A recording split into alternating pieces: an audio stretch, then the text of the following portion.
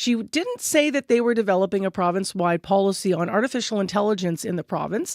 So she didn't commit that they were, but she did not say that they were not. So we're going to talk to an expert who says that they should be. And we're going to hear about why a province-wide policy is important, not just to leave it to schools and individual divisions. So we're going to hear more about that and much more. Stay with us. World Report, though, is first. Today on Q. I'm Talia Schlenger in for Tom Power. Jay McCarroll and Matt Johnson got their start making the viral web series Nirvana, the Band, the Show. Hold on. I thought didn't you just say we're not switching the plan no matter what? Their 15-year exploration continues with their new film, Nirvana, the Band, the Show, the Movie. They'll tell you about it. Q, this morning at 10:30 in Newfoundland, and on the CBC Listen app, or wherever you get your podcasts. This is World Report. Good morning. I'm Marcia Young. Nepal's Prime Minister has resigned. KP Sharma Oli is stepping aside after days of protests in the country. This morning, Kathmandu's airport closed over security concerns. As the CBC's Salima Shivji tells us, demonstrations in the capital are in their second day. The protesters surged towards a line of police officers in full riot gear. Around them, the streets of central Kathmandu are littered with stones, broken windows, and blood staining the pavement. The day after a deadly protest that drew thousands of young people towards Nepal's parliament complex, demanding a sweeping social media ban be withdrawn, and these protesters are defying a curfew to register their anger. The target for many demonstrators today, government offices and the homes of several high-profile politicians, vandalized and set on fire. This is Nepal's condition, student Sahil Tamang says. The Prime Minister KP Sharma Oli should leave. They opened fire on students, on everyone. Protester Angela Shrestha says the rallies began after the government implemented a sweeping ban on social media platforms. But it's more than that, and she and other protesters wouldn't leave until Oli leaves. We don't want corruption, we don't want this, we don't want them to lead our country, and they just killed people. The cries for change worked. After the violent clashes between police and demonstrators Monday and more today, Oli has resigned. His aide says the Prime Minister is leaving to pave the way for a constitutional solution to the current crisis, a move the protesters were insisting on, but one that plunges Nepal further into political turmoil. Salima Shivji, CBC News, Mumbai. Ukraine's president says a guided Russian bomb has killed at least 21 people. They were waiting in line to receive their pensions in a small village in the Donetsk region. In an online post, Volodymyr Zelensky says 24 other people were injured in what he calls a brutal attack. The Ukrainian president is urging the European Union and the United States to take strong action to stop Russia. Israel is ordering residents of Gaza City to evacuate ahead of an expected military operation. Gaza residents on the streets watch as leaflets drop from the sky warning them to leave and head south. About 1 million people live in and around Gaza City. Many have not left. Israeli officials say they destroyed dozens of high-rise buildings over the weekend. They claim those buildings housed surveillance infrastructure for Hamas. Volker Turk, the UN High Commissioner for Human Rights, is condemning Israel's actions in Gaza. Israel's mass killing of Palestinian civilians in Gaza, its infliction of indescribable suffering and wholesale destruction, its hindering of sufficient life-saving aid, and the ensuing starvation of civilians, its killing of journalists, UN staff and NGO workers, and its commission of war crime upon war crime are shocking the conscience of the world. I am horrified by the open use of genocidal rhetoric and the disgraceful dehumanization of Palestinians by senior Israeli officials. Organizers of an aid flotilla on the way to Gaza say one of their ships was hit by what they believe is a drone. The ship was docked in Tunisia and no one aboard was hurt. Tunisian authorities are denying that a drone was involved and say they're looking into the possibility of a fire on board. The U.S. government's takeover of policing in the nation's capital is supposed to end this week. Last month, the government announced a 30-day takeover of the police department in Washington, D.C. But even if the federal takeover ends, National Guard troops will remain on the city's streets. The CBC's Willie Lowry is in Washington. Willie, what is the latest? Well, the federal takeover of Washington, D.C.'s police force is set to expire tomorrow. President Donald Trump has already declared victory in Washington. The U.S. leader, who for years railed against the city, now says it's a safe place. We are a safe city. You can walk to a restaurant. You can walk to the White House if you work there. You can walk to the Capitol. And even the Democrats say, I can't believe it, but they don't want to admit it, but I can't believe it. Trump's approach to fighting crime in Washington, multi-pronged. In addition to taking over the police force, he deployed thousands of National Guard troops and hundreds of federal law enforcement officers. And while the roughly 2,200 troops still patrol the streets, they're not going anywhere, at least not yet. Washington Mayor Muriel Bowser pledged to continue working closely with federal agencies even after the takeover expires. So the U.S. president has threatened to expand the National Guard presence in other U.S. cities. What's happening with that? That's right. The president has shifted focus from Washington to other U.S. cities, including Chicago and Boston. For weeks, he's threatened to send in the National Guard to Chicago, much to the frustration of Illinois Governor J.B. Pritzker. And while that hasn't happened yet, the administration says it's launched an immigration crackdown in Illinois. The Department of Homeland Security says Operation Midway Blitz will target criminal illegal aliens.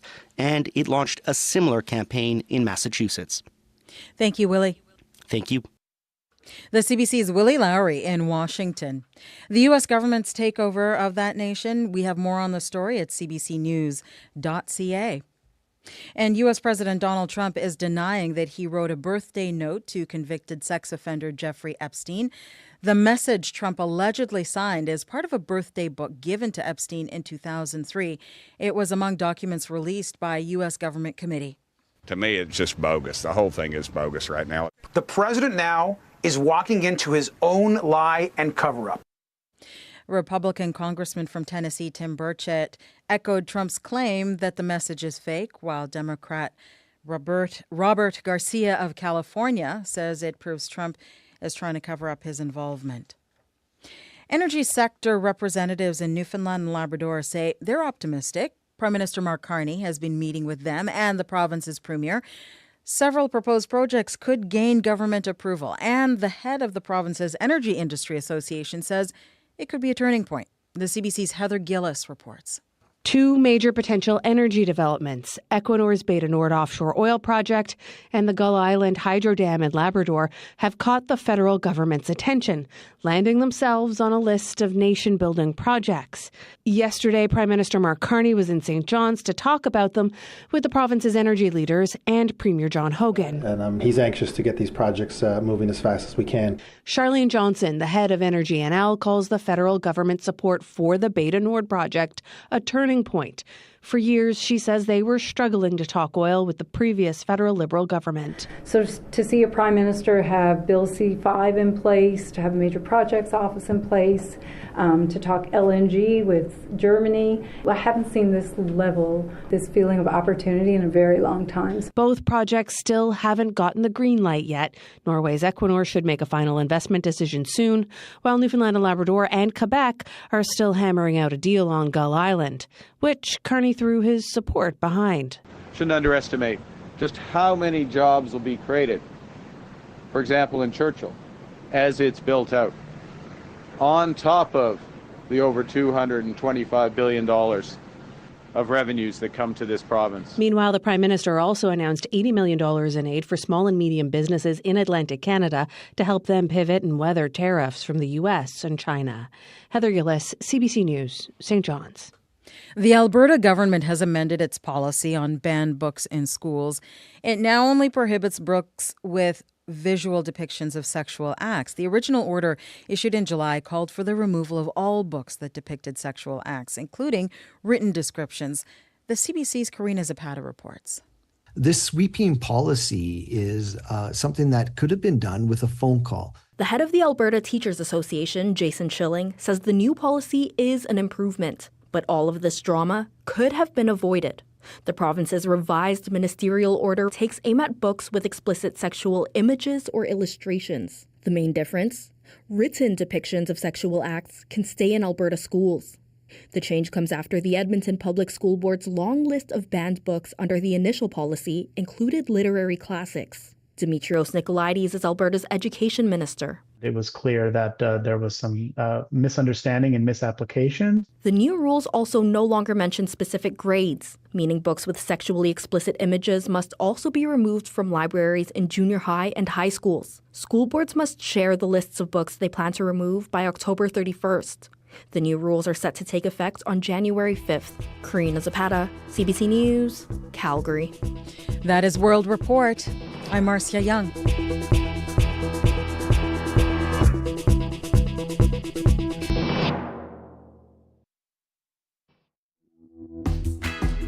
Good morning, everyone. How you doing this morning? I'm Marcy Marcusa. This is Information Radio. You're on CBC, 89.3 FM, 990 AM on that app and YouTube. Well, summer came back.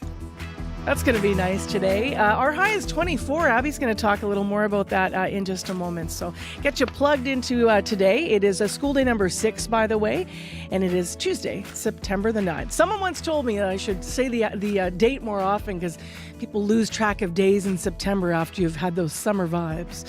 So there you go. This hour on the program, we're going to dig into an issue in the city. A plan from the city would see the West End neighborhood get some new supportive housing, but residents of one Winnipeg neighborhood say it would be doing so at their expense. They're not against supportive housing, but they say they have a beloved green space that they're looking at that will be taken away. So we're going to hear more about the neighborhood and what is happening there through the eyes of someone that lives there. Stay tuned. Also, this hour on the show, the federal Liberal government is about to undertake a massive nation-building projects on their calendar, put them on the calendar, rather, to try and keep the economy going in the era of U.S. tariffs. But how much of a concern is this to the environment? So you might remember when they talked about this in Churchill. That's one of the projects that is being discussed here in Manitoba.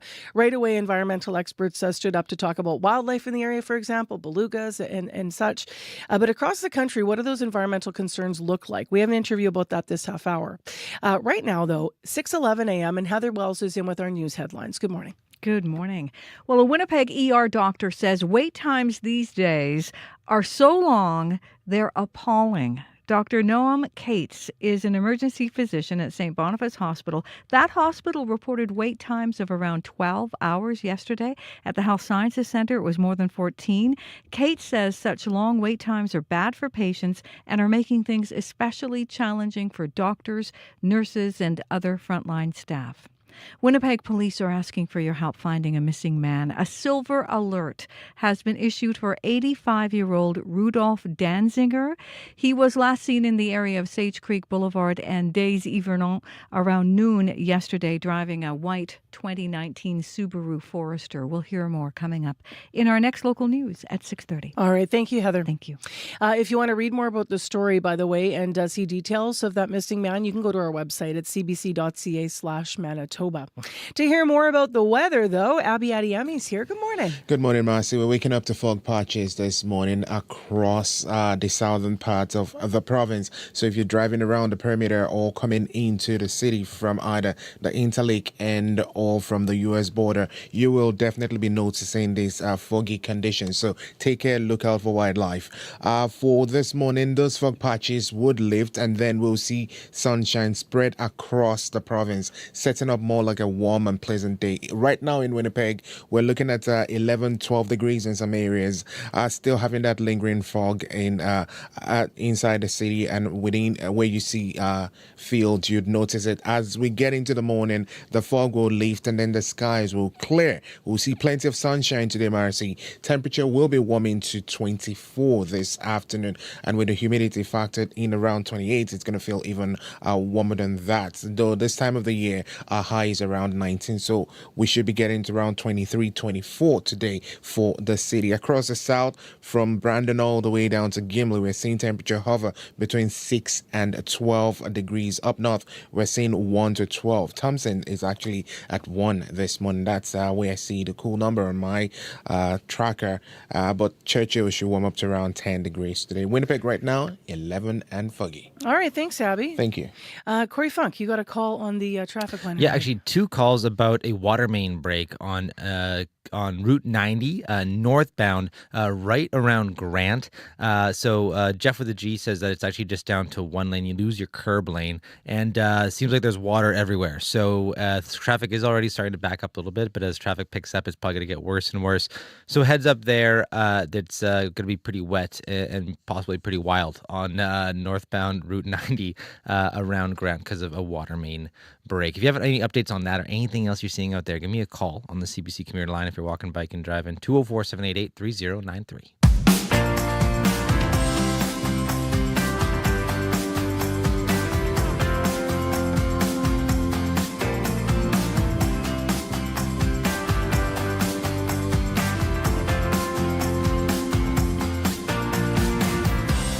Now we're all thinking about Wet and Wild and trying to remember if that was the name of an old water park in Winnipeg. I think so. 6:15 a.m. is the time right now. Well, let's turn our attention to what the city is trying to do to help with housing issues. So last month, the city of Winnipeg announced that it would be creating new supportive housing for Winnipeggers who need it. Now, some of the people who they have on the list are refugees, youth aging out of care, people living in encampments, and those struggling with mental health. The houses will be located in various parts of the city. Included on the list of sites is Sherbourne Street in the West End. Now, there's a challenge there, though, because some people who live in the neighborhood are already weary of the city's plans. They say it has nothing to do with the housing or who will be living there, but it does have to do with the location. So Matt Salo is up early this morning and in studio. He lives a couple houses down from where this supportive housing would be built. It's an open lot. And he joins us now, as I mentioned. Hi there, Matt. Hey, good morning. So how long have you lived in the neighborhood, just to start with? My wife and I have been there for 8 years now. Okay, so you know it well. So this lot where they're going to build on, what happens on it right now?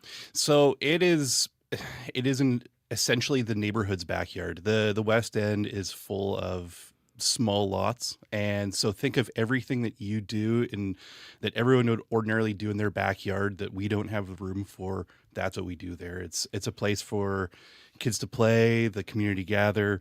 You know, in the winter, we're building quinzies and snowmen. In the summer, it's water fights and, you know, playing soccer. You know, it's a really, really precious place to us in our community. So it's kind of almost become a community pocket park or something. That is exactly what it is. Yeah. What does it look like? Is it flat grass or there's some trees? It is flat there? grass. It's roughly 30 meters by 30 meters. So it's not small, but it's not huge either. And it's really lovely. It has mature trees on both sides, so it gives a beautiful shade in the afternoon in the heat of summer. And it's just a really tranquil place to hang out in the middle of the city. How much of that is there in your neighborhood? You described that a lot of the lots are small, maybe no backyard, so you use it. But is there a lot of green space in the proximity to your neighborhood? There are a couple of other sports fields that are a few blocks away, but it's kind of its own unique little spot, I would say. There's no play structure, so it kind of like opens itself up to imaginative play for kids and for sports. Like it's not programmed. It's just kind of, yeah, it's kind of a special little spot. When I was introducing you, I couldn't help noticing when I said that folks in the neighborhood like yourself, who I'm talking about, aren't against housing or the people that will be going into the housing. You nodded like emphatically, like that's important. Why 100%. Is that important to say? Because those people already live in our community, and we want to see them given a place to live. We just. You know, I think this issue's been presented, at least in our instance, as one or the other, whether it's green space or housing. And we're just saying, why can't it be both? You know, we want to look for a collaborative solution, not a confrontational solution or anything like that with the city. We're just asking if there's another location that this supportive housing development could be placed. And I would say it's especially egregious when, we look over the back fence and there's a massive parking lot that's the size of a city block that essentially sits empty all day. And so we're being told that we have to sacrifice this beautiful community space when, we're asking the city to find more creative solutions to place these people within the community. So for those that might be characterizing the community response or neighborhood response as, the NIMBY, not my backyard, you really don't feel like that's what's it. Not at all. That's not the positioning that At you're all. taking. No, here. no. I can only speak for myself and the few people I've spoken to, my neighbors, but very few people are like just opposed to it at all. It's just about finding a collaborative space. Yeah. So I'm wondering what your response was, when you first heard that this lot that you know really well was one of the sites that was identified. Did you have a heads up, or what was your thought when you heard that? So we only found out about 3 weeks ago, and it was, it kind of landed on our doorstep to be, so to speak. I think most people's reactions weren't much different than what I'm saying now, where, again, like, we all understand the need for this housing, and we understand that, like, and I think very few people are opposed to it. It's just exactly what I was saying. What's the history of it? Is this a lot that was gifted to the neighborhood? So the long history of it was that, for most of the last century, it was part of the Crescent Creamery, which is a large industrial building. It was kind of the front entry to it. And that was torn down in the mid-80s. It sat vacant as kind of a disused lot for about 20 years until the mid-2000s. And then it was the community's initiative that created it as a park. And with the help of Harvey Smith, our then counselor, the community came together and said, we want this to be a park. And so the city took it. They never designated it as parkland so that they wouldn't have to pay for the maintenance of it. And part of that bargain was that the community would have to be responsible for some of the maintenance for it, which we have. I mean, in the last 20 years, for the first few years, people are mowing the lawn themselves. We've planted trees. Every spring we go in and pick up the garbage that collects there in the spring. Every fall we ban the trees at our own expense. This has been taken care of by the community. It is. It's a community initiative. It was created by the community, and it remains a part of the community. Now, you have an event today to try and raise awareness about some of the spaces. What are some of the conversations that you hope to have?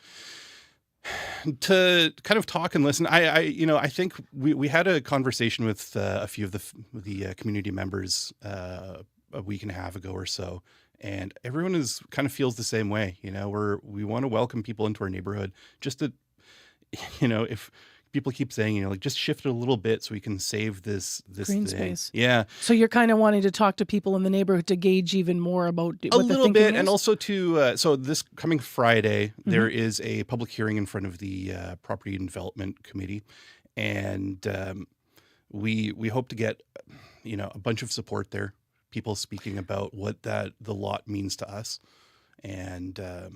So that's ahead of that. Yeah. And just last, who's your city councilor now? Have you reached out to them? Yeah, Cindy Gilroy. Yeah, we have. And the little bit of conversation and communication we've had with her, she sounds supportive. So you feel like there could be a chance that something could change? We're really hoping. Well, we will see what the week brings. Matt, thanks for being up early and for being here on CBC with us to tell us about some of your concerns. Yeah, thank you. That is Matt Salo live in studio at CBC, resident of Sherbourne Street. If it happened today, find out today. That's the power of having the news in your hand. Get late-breaking news from reporters across the country, straight to your mobile device. Customize your experience with news from your region and what matters to you. Whether it's big headlines, detailed articles, live events, or on-demand video, CBC News has got you covered. Connect to the world. Download the free CBC News app or visit cbcnews.ca. 6:23 a.m. is the time right now. We're in for a nice Tuesday. Misty to start, 11 degrees. Fog patches across parts of the south. So that 11 is here in Winnipeg. Sunshine, though, for Winnipeg and a nice high of 24. In traffic, watch out. We got a couple calls about a water main break at Route 90 northbound around Grant. And apparently it's causing a bit of delay. So there must be a little bit of a big and sloshy one. If you are driving out and about already, though, take some of those fall pictures because the sky's putting on a beautiful show this morning. It just looks like peaceful calm with the dark, deep gray, purple kind of leaning into some vibrancy of the sun coming up with that pinky color.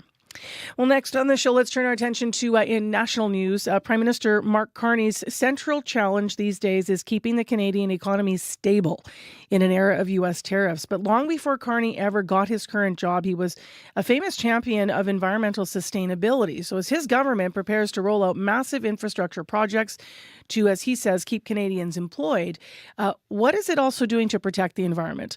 Robert McLemmon is here to talk about that, professor of environmental studies at Wilfrid Laurier University. Good morning. Good morning. So how do you characterize the Carney government's environmental stand to date? Yeah, I would say that, Carney's trying to focus on economic growth in a time of Trump-induced uncertainty. So definitely that's been the emphasis. Environment has definitely taken a backseat to that in the first 100 days of the Carney government. How is a green vision incorporated in the new list of nation-building projects that's been announced? Because that's been one of the biggest criticisms, at least from Indigenous communities, for example. Yes, so I'd say it's more a case of pragmatism so far in terms of the what under Bill C-5 the government has said can be designated as large infrastructure projects that are in the national interest, which means they'll get accelerated pre-approval review. Although this accelerated process might still take a couple years, and just because a project idea is on the list does not mean to say it's actually got a proponent right now or that it will come to fruition. But definitely there are some questions about some of these projects. So this list includes everything from port construction projects like the redevelopment of the Port of Churchill to mining projects, energy-related projects. And it's particularly when we look at the energy-related projects, we see that quite a few of them are very fossil fuel friendly, if we might say. So things like expanding liquid natural gas pipelines to the BC coast or dredging Vancouver Harbor so that the port can handle fully loaded oil tankers, or even, the government is considering allowing a new oil pipeline to northern BC. These are all kind of against, Carney's background as an environmental champion. But there's other projects as well that are more keeping in line with his environmental values, things like hydroelectric expansion across many parts of Canada, better electrical transmission links in different parts of Canada. So it's a bit of a mixed bag, I guess you could say, this list of projects. You mentioned fossil fuels. What are the specific concessions to the fossil fuel industries? Yeah, so in addition to some of these project discussions, we'll recall that as soon as Carney was elected, he canceled the consumer carbon tax. He has, in addition to saying he's open to new pipelines for heavy oil and so on, he appointed the former head of the Trans Mountain Pipeline as the chief officer for the federal government's major projects office. And then just last week, it wasn't specifically for the fossil fuel industry, but the government paused the 2026 electrical vehicle and hybrid vehicle standards that were in place. So the idea was that manufacturers of automobiles would have to sell at least 20% of their vehicles here in Canada as hybrid or zero emissions.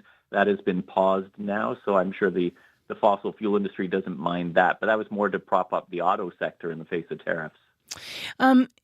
Carney has branded himself, obviously we said this a couple times throughout our discussion here, as a green visionary. He continues to do so. What's your take on how that might look now and how that might emerge in policy? And if so, where is that going to come out in policy for those that are critical that they haven't seen it yet? Yeah, so I think, given the rising unemployment rates here in Canada right now, especially amongst young people and the impacts of tariffs on Canadian industries, I think his focus is still going to be primarily on the economy, on propping up sectors that are hard hit, helping out, for example, Western farmers in the canola sector who've been affected by Chinese tariffs, and diversifying Canada's trade interests. So I think, he does have a strong track record, as you mentioned earlier, on the environment, and that will start to come out, I think, in the future.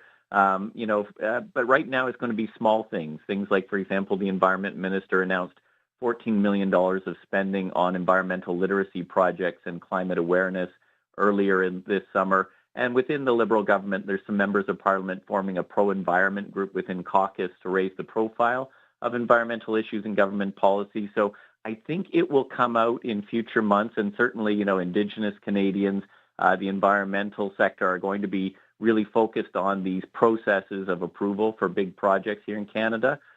So I think we're going to see more environmental, meat and potatoes in government policy in coming months. All right, Robert, thank you very much for the analysis. Appreciate your time. Thanks for having me on the show. That is Robert McLemon on Live on CBC, Professor of Environmental Studies at Wilfrid Laurier University. We reached him in Cambridge, Ontario, by the way, this morning. You are with Information Radio live here on CBC. Well, if you were with us just earlier this half hour, you may have heard a conversation with a Winnipegger who was talking about the plan from the city that is looking at a lot in the West End to build some new supportive housing. And he's one of the neighbors there who's lived there for some 8 years, he said, and they're hoping that that lot actually won't be the place that they build housing. While he says they're not opposed to having supportive housing in their neighborhood, they're hoping they might look to some of the parking lots that they say are not used as much, because this particular green space is used as a park. I wanted to leave you with the website if you want more information about it, because I neglected to mention it on the air around the interview. So the website is, the name of the lot. It's the address. It's 546sherburn.ca.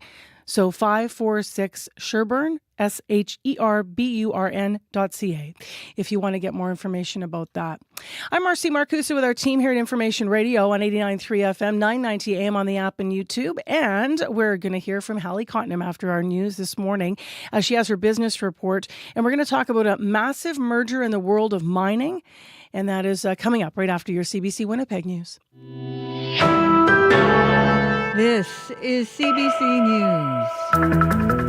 Good morning. I'm Heather Wells in Winnipeg. At 6:30, it is 11 degrees, still summer.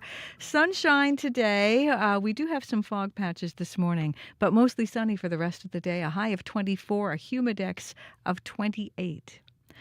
Appalling. That is how one doctor describes current ER wait times at Winnipeg hospitals. Dr. Noam Cates is an emergency physician at St. Boniface Hospital. That hospital reported wait times of around 12 hours yesterday afternoon. At the Health Sciences Centre, it was more than 14. Cates says such long wait times are diminishing the care patients are receiving. Some people are coming in with really dangerous, life-threatening problems. Some people are coming in with less life-threatening but still equally painful and distressing problems, and they have to wait upwards of 10, 15, or 20 hours, sometimes even more than that, to access care, which, if you can imagine, an 8-hour workday, that's 2 or 3 workdays that they wait before they access care. Cates blames much of the problem on access block, when patients can't be transferred from the emergency room to a ward in a timely manner. He also says a lack of quality home care and personal care beds in Manitoba is leaving patients in hospital beds longer than needed. Now, Health Minister Uzoma Asseguera says the province is taking steps to bring down wait times. Asseguera blames the previous PC government for cutting hundreds of beds from the healthcare system. They say the NDP has added more than 300 beds since forming governments, and they're focused on improving home care and adding beds in personal care homes. But Asseguera says there is no quick fix. It is much easier to cut a bed than it is to add a fully staffed bed. It is much easier to close 3 major emergency rooms than it is to reopen a major emergency room and add back the hundreds of emergency department staff that lost their jobs or had to move to other parts of the healthcare system as a result of those decisions. The minister doesn't expect to see wait times suddenly improve in a month, but they do want to see wait times trending in the right direction. As Hollow Water First Nation continues to mourn, emotions are running high for a government minister who lives in the community. Ian Bushy was at home in Hollow Water early Thursday morning when 7 people were injured in a mass stabbing and an 18-year-old woman was killed. The suspect died in a crash with an RCMP vehicle. Now, Bushy is related to one of the victims and says the community will grieve first and then come up with a plan to move forward. There really needs to be an all-encompassing conversation as to how we can do better. I don't think there's any one magic solution to this. I think the key part is when we go forward, it's what do we need to do better. Crisis response teams and additional patrols from Long Plain First Nation have been in Hollow Water since Thursday, offering support. Grade 12 students in Hollow Water are planning a vigil later this morning for the victims. A man from Leaf Rapids is calling for support as people return home after being displaced by wildfires this summer. 300 people had to leave when the town declared a local state of emergency in July. Irvin Biggity manages the local co-op store. He says many homes are still without power, with fridges full of spoiled food. Biggity says most homes also have no insurance coverage because of the town's remote location. People are going to have a bunch of financial stress when they get home. They're going to have to buy a new fridge when they get home. They're going to have to buy all their food when they get home. And, the winter season's coming, so it's colder. Like, I'm in my house right now, and it's freezing in here because I don't have power yet.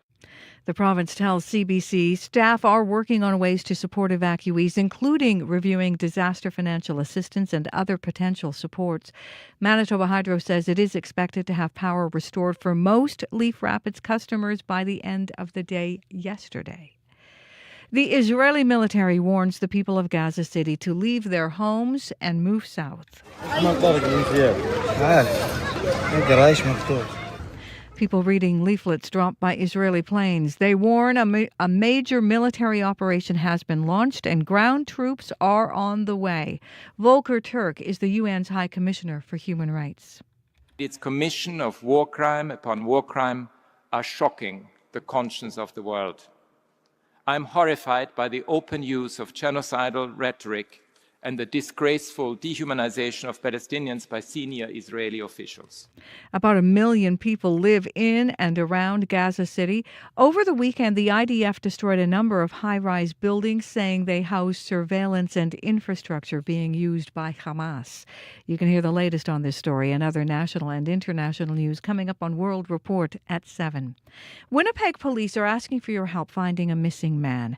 A silver alert has been issued for 85-year-old Rudolph Danziger. He was last seen in the area of Sage Creek Boulevard and Des Yvernant around noon yesterday. He was driving a white 2019 Subaru Forester with Manitoba plates ASL 409. Danziger is described as being 5'10", thin-build with gray hair, hazel eyes, and metal-framed prescription glasses. You can see his photo up on our website this morning. You can also see a photo of a vehicle that is similar to the one police say he's driving, and police say they are concerned for his well-being. You can find more news updated throughout the day. All you have to do is head to cbc.ca/Manitoba. Heather, guess where we're going to be tomorrow at this very time, Corey and I don't know, but I'm excited to learn. We are going to be out and about, live in our community at Merchants Corner. So 541 Selkirk at Andrews, and they're putting on a free breakfast for the community. Oh, wonderful. Right? So we'll try to bring you some pancakes back. We always promise this to the studio crew, right, when we're out and about. But by the time we're off the air, they could be cold. If you're down with that. I'll take cold. We'll get you some. All right. For those of you that can make it tomorrow, I just want to reiterate this before we get into weather and traffic. So this is for the community tomorrow, and the idea is to help the community understand what Merchants Corner is all about, right? So we'll do that through some of our programming. But it is 6:30 to 8:30 tomorrow morning at Merchants Corner. So if you are in that neighborhood, or if you visit that neighborhood, if this is an important neighborhood to you, maybe you can come down for the free pancakes. So it's 541 Selkirk at Andrews, and we understand, as I said, there's going to be some tunes as well. On the story front, Corey Funk, you and I have been working on a number of things. So Merchants Corner is, they demolished a hotel and they put up this community hub. It has classes for education. You have W's affiliated. Yeah. Housing, people live there. And then one of their big goals is to build community. So you have booked some of the folks that are going to be on the show. Yeah. So, one kind of interesting initiative that's happening that I'm really excited to hear more about is they're actually trying to provide free internet out of Merchants Corner to the neighborhood. That's mean free Wi-Fi for households in the surrounding area. But there's a lot of things that need to happen to make that happen. So we're going to chat with those folks. And actually, there was one anecdote I want to share about I was chatting with a woman there who actually, there's classes that happen there now for U of W. And she is in her 60s. She's working on her bachelor's degree. And she was saying when she was young, she came in town to visit her cousin, and she actually got kicked out of the Merchant when it was a bar because she was trying to get in underage. And now she's there in that same building getting her bachelor's degree. So it kind of shows how it's kind of all come around. The evolution. Yeah, We're on the exactly. same site because, of course, the building was demolished with sledgehammers. Yes, exactly. So so it's interesting to see how much the site is transformed and and all the really interesting things and the people that that lives are being impacted by it. Yeah, and Merchant's Corner, it is very different from what it was back in the day, of course. When they took that hotel down, the community wanted it gone so much that they literally came out with sledgehammers, and the city and the province were there, but they let the community members that led this initiative. So how have their lives been transformed since Merchant's opened? It opened, by the way, in 2018. So as you can imagine, the timing was not perfect because of the pandemic interrupting some of the progress. So where are they at now in 2025? That's all tomorrow as CBC's Live.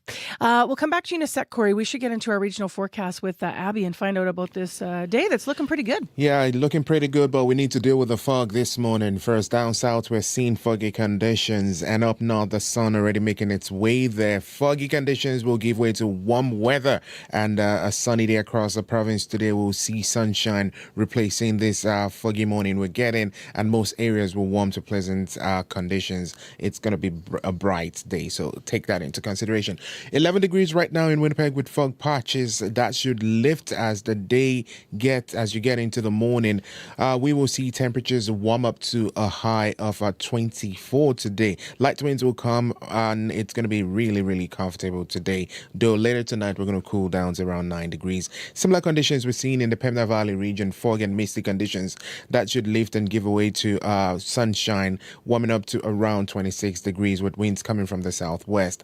For the Westman and the Interlake, the Parkland region, similar conditions, 8 degrees, expecting a sunny day, warming to 27, 28 for both the Brandon all the way down to Riding Mountain area. We'll see temperatures warm up close to 28 degrees. The humidity might make it feel warmer than that. In the Interlake region, calm and 6 degrees, that's what we get. Expect a sunny day with a high of 25. Northeast winds coming your way for folks in the Gimli area. In the north, we're looking at the powerful influence and surrounding areas having around 11 degrees at this time. Partly cloudy. We're expecting a mix of sun and clouds today, becoming sunny by the noon period, warming up to 20. Thompson is at 1 at this time. Partly cloudy there. Expect a mix of sun and clouds today. You do warm up to 17 degrees. While in Churchill, we're seeing 6 degrees, 7 degrees in the York region. We should get mostly cloudy conditions, then a mix of sun and clouds by the noon period. Temperatures will only get close to 11 degrees, but I see 10 degrees here with light winds coming from the northwest. So it's going to be more like a sunny and warm day across board. Winnipeg, 12 degrees, foggy outside. Expect a sunny day ahead. All right, thanks, Abby. Thank you. 20 to 7 now, and how is traffic, Corey? Yeah, the only major issue I've heard of so far is that water main break on northbound Route 90 right near Grant. Last I heard was from Jeff with a G, who said that it's down to one lane. You lose the curb lane there, so and traffic does seem to be backing up as people kind of slow down to kind of drive through that water. So Jeff with a J, though, said 2 lanes are closed. Did he? No. Oh. That was my dumb joke. No? I don't get it. Not landing? No. Well, Jeff with a G. Jeff with a J was disagreeing with him. Oh, yeah, that's an okay Someone joke. out there is laughing because they're as cheesy as I am. Okay. Everyone else is confused, so don't listen to me. There's only one lane closed. You'll get humor one day, Marcy. We'll get there. Yeah, stick to your day job. Otherwise, though, if you do see something going on, if you are Jeff with a J and you want to give us a call and contest that traffic report, give us a call on the CBC commuter line. That number, 204-788-3093. All right, I will stick to my day job. It is 6:42 now. I keep giving the time every 2 minutes. It's time for business news. Hallie Cottenham joins us now via Zoom. Hi, Hallie. Good morning, Marcy. So there has been a massive merger in the world of mining. What is it? It's the marriage of two giants, the UK-based Anglo-American merging with Canada's Teck Resources. They'll become known as Anglo-Teck. It's going to be a $50 billion copper mining behemoth. So-called merger of equals. It's considered the biggest move in the mining sector, Marcy, in a decade. It's going to take a year or more to complete, and it is subject to regulatory approval. You know that demand for copper has exploded in recent years. It's needed for solar panels and wind turbines and EV batteries and all sorts of consumer electronics. So the plan is for this corporate headquarters to be in Vancouver with offices in London and Johannesburg. So Anglo's shares surged 8% on the news. Tech Resources was trading at one point more than 21% higher. In fact, markets in London and France are up today despite political turmoil in France. The Prime Minister, François Bayrou, was ousted yesterday after losing a confidence vote. He couldn't get support for a plan to slash public spending to rein in the country's deficit. So Emmanuel Macron, the French president, will now have to appoint his fifth prime minister in less than 2 years. He'll accept Bayrou's resignation today and name a new prime minister of France in the coming days. But one other market note, the NASDAQ Composite hit a new record yesterday, although investors are bracing for some key numbers out tomorrow and Thursday, which will show whether or where inflation is at in the U.S. Let's talk about iPhones. A new one's going to be unveiled today from Apple, and there's a lot, it seems, riding on this reveal, right? Yeah, Apple is going to unbox the iPhone 17 today, including what's getting lots of buzz, the all-new, slimmer iPhone 17 Air, which is the thinnest iPhone ever. Now, sales of the iPhone have been relatively strong, but some consumer analysts have noticed a difference. They say these days, people don't bother upgrading unless there are new features that they can't resist. And today's announcement is considered to be the first major overhaul since 2017. That's when Apple ditched the home button, Marcy, in the iPhone X and added face Forgot recognition. all about that, yeah. Yeah, right? So some people are saying that what's going to be most interesting today is where's the price going? The iPhone expected to go up between $50 to $100 because of tariffs. The new phones are apparently going to have better battery life and a better camera quality, and the Pro and Pro Max models will have a reverse wireless charging feature, which will let people charge their AirPods or Apple Watch through their iPhone. So we'll see if that's enough for the $100 for people to absorb it, right? Next, you actually have an audio setup clip for our story. Take a listen. What family are we talking about now? Well, this is a real-life version of the TV show Succession. Rupert Murdoch's family has finally figured out who will control his media empire, News Corp, after he dies. His conservative-minded eldest son, Lachlan, will maintain control of Fox News and the Wall Street Journal. His three siblings, Prudence, Elizabeth, and James, will give up any claims to control Fox. But in exchange, Marcy, they're going to get a boatload of cash from the sale of stock currently valued at $3.3 billion. Murdoch had apparently worried that his more politically moderate kids would mount a coup to oust Lachlan. That's according to the New York Times. So this agreement reached yesterday ends this family dispute that's dragged through the courts, all about the succession of this empire built by the now 94-year-old Rupert Murdoch, considered to be one of the inspirations of the TV series, all about the infighting of the members of this media dynasty, Marcy. Do you know what I think would be a great listener line? So I'm going to throw it out there. If your family were on Succession, what would be the prized possession? 'Cause you're talking about all the money and everything else. I'm thinking to myself, my sister and I would be like, I want Mom's coleslaw bowl. You know what I mean?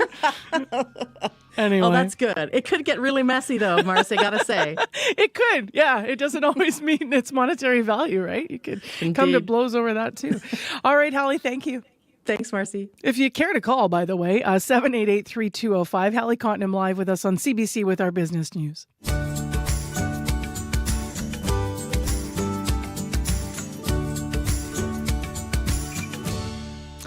Well, let's turn our attention now to the United States and the carryover into this country. Back in February, when Robert F. Kennedy Jr. was sworn in as the U.S. Secretary of Health and Human Services, his slogan was "Make America Healthy Again." Since then, Kennedy's taken a highly disruptive approach, though, upending institutions like the Centers for Disease Control and Prevention, known around the world as the CDC. Last week, in case you haven't been following everything, a heated Senate hearing happened. Lawmakers from both major parties had tough questions for him, and along those lines, doctors and scientists in Canada have taken notice of the impact of RFK Jr.'s actions on our side of the border. On The Current, the CBC's Matt Galloway spoke with Dr. Lenora Saxinger. She's an infectious disease specialist and professor at the University of Alberta. Here's part of their discussion.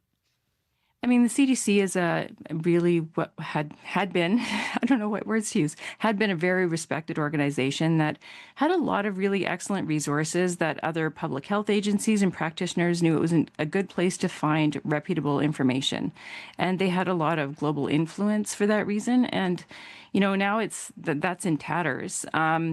And you see other groups stepping in to pick up the slack. So, my own infectious diseases colleagues in the U.S. have started putting out policy statements, and people are working harder to get out their own guidelines because the CDC guidelines can no longer be trusted. We've seen, the coalition of some of the states to get together to start putting forward reputable public health information.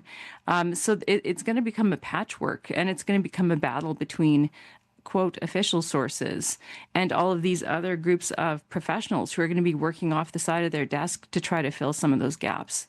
And it's a terrible state of affairs, really. How has RFK Jr., who's the guy at the center of this conversation, how do you think he has influenced public opinion in this country?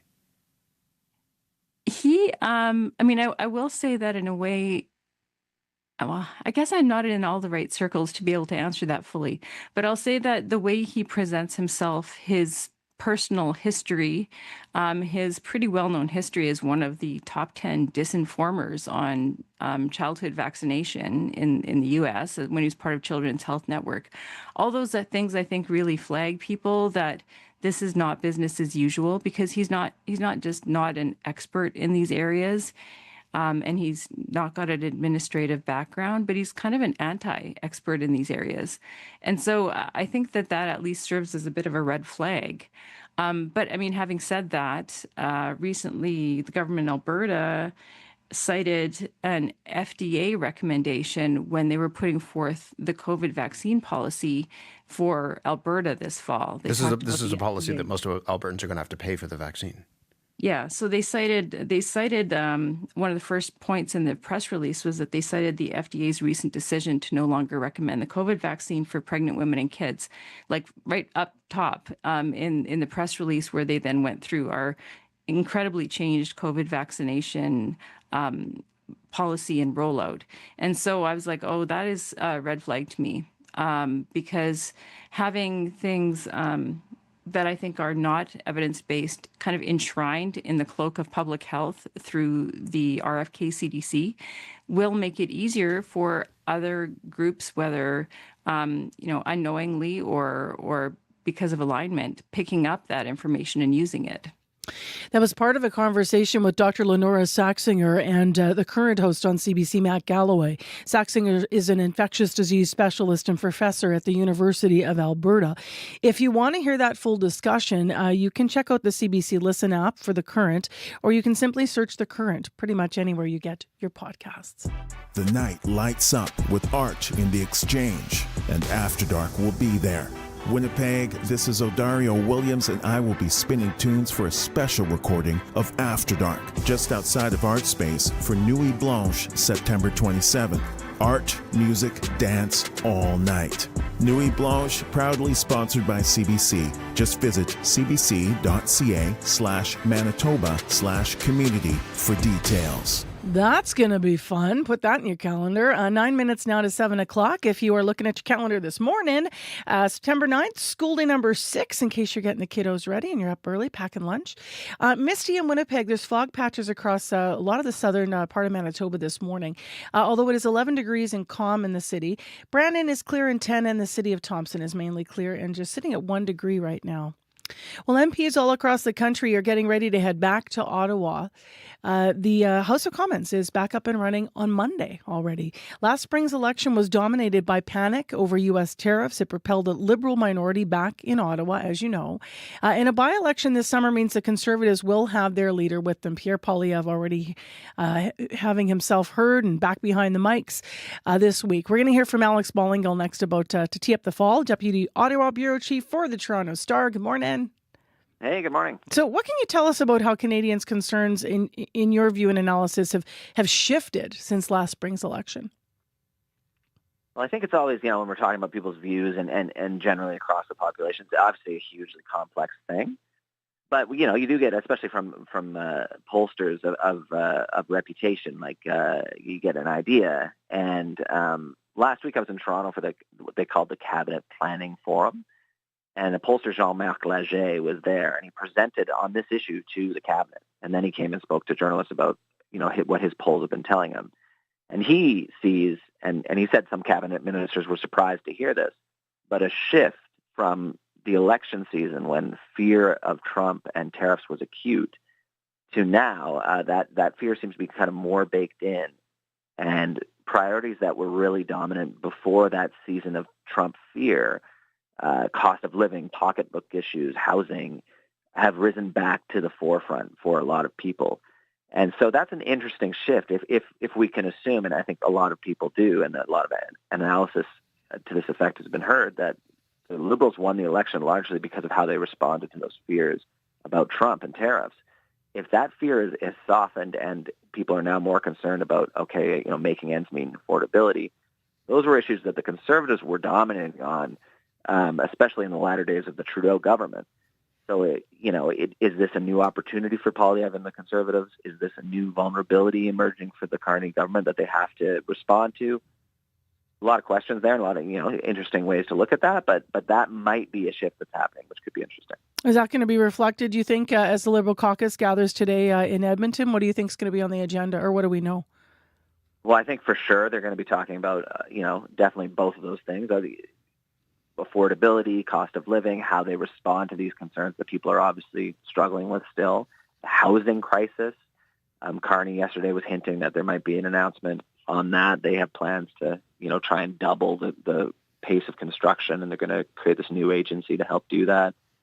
Their first budget is coming up in October. The trade war is still going on, and talks with Trump and how to respond to that. Projects that they might greenlight under their new legislation, which has been controversial. Bail reform bill they've promised. There's a huge list of stuff coming down the line here that, at a planning session like this in Edmonton will definitely be discussed in minutia, but also in kind of the politics around it, and how the government and how these MPs will play that political game around the kind of the policy agenda that they have. What do we know about how the Conservatives are preparing for this next session of Parliament now that their leader's going to be back in the House too? Well, we definitely had hints of that through the summer. As you said, he's been at the mic. He's been criticizing the government. Yesterday, he wrote an open letter to Carney, and it kind of laid out conveniently kind of a lot of their priorities coming into the fall. And it's not surprising too, given what Léger was saying, the pollster, about the shifting priorities potentially. They're still hammering at a lot of the stuff they've been hammering at for a long time. So, affordability, and blaming the Liberals for what they're calling a cost of living crisis, blaming the Liberals for the housing crisis. They're talking about crime, blaming the Liberals for crime. They're talking about immigration being, the system being broken, blaming the Liberals for an immigration crisis. I think we can expect a lot of that kind of stuff from Poilievre, as well as potentially, I think, and we're seeing this as well in the rhetoric a bit already, trying to expose or create the perception of a gap between promises and results for the Liberal government, especially in areas like building stuff faster or like winning the trade war, things that obviously conservative leaning voters might agree with and are shared priorities between the parties, but saying that the Liberals can't be trusted to do it. They're all talk. Only the Conservatives would actually get this done. I think we'll see a lot of that as well from them. Remember in the spring when everybody was playing nice, and then there was some criticism, and it was like all of a sudden, when we got threatened from the States, all the leaders, including, Poilievre, who was running at the time, there was this palpable shift in tone. What do you think the tone's going to be starting back on Monday? Well, I think, Poilievre has been kind of back to his, very critical, and it is his job. He's the opposition leader. He needs to hold the government to account and criticize them. So that kind of is par for the course in some respects. But there had been a lot of kind of talk and speculation of, will he, after losing that election, change his tone, soften his tone? Some people thought there may be signs of that, and as you mentioned earlier this year, a lot of the analysis I'm seeing now is that maybe that he's kind of speaking from a very similar script that he was in the election and before, and maybe they see that as working given the shifting concerns in the electorate. I don't know. It's hard to perception is in the eye of the beholder or whatever. One person's softened tone is another person's consistent tone. Yeah, fair enough. So it's hard to make conclusions, but definitely something to watch for if he does kind of change his rhetoric or if he hardens it or what they're doing. But it seems like generally a lot of the themes, at least, are very consistent. Affordability, all these crises he's blaming the government for and attacking them on that. All right, Alex, thank you. No worries. Thanks for having me. That's Alex Ballingall, Deputy Ottawa Bureau Chief for the Toronto Star. Heather Walls is here now, 3 minutes to 7 o'clock with headlines. Good morning. Well, grade 12 students in Hollow Water First Nation are holding a vigil this morning for a former classmate. 18-year-old Marina Simard is one of 2 people who died following a mass stabbing last Thursday. 7 others were injured. We're going to hear from Manitoba's Minister of Natural Resources and Indigenous Futures, Ian Bushy. He lives in Hollow Water, so that's coming up as well. Winnipeg police are asking for your help finding a missing man. A silver alert has been issued for 85-year-old Rudolph Danziger. He was last seen in Sage Creek around noon yesterday. You can see his photo up on our website, cbc.ca/Manitoba. More Manitoba news at 7:30. All right, thank you, Heather. Thank you. Well, Deb called our traffic line, commuter line. She's driving southbound Highway 8 near Winnipeg Beach. She says it's like pea soup out there when it comes to the fog. And we do have, as Abby's been mentioning, fog issues across southern Manitoba. So just turn on your headlights and so you can be seen in the fog. And that is from Deb on our commuter line. Also, in the city of Winnipeg here, water main break, northbound Route 90 near Grant. Jeff says that you lose your curb lane and traffic's backing up there. 788-3093 with any updates. Misty and 11 right now. We're heading for 24 today in Winnipeg. Going to be nice and warm. Well, in the next hour of the show, we've all accepted it. AI is not going anywhere, but will it be up to the individual schools and divisions to deal with how they're going to handle this? Last week we had the education minister on. She was asked about a province-wide policy on artificial intelligence in schools, and she said, not yet. Didn't have anything to share. So how important is it that the province takes the lead here? And what's the timeline? We're going to talk to someone all about that. Also, how mapping technology is helping an iconic piece of Winnipeg underground art live on forever. So we're going to hear more about that as well. Right now, though, World Report. Stay with us.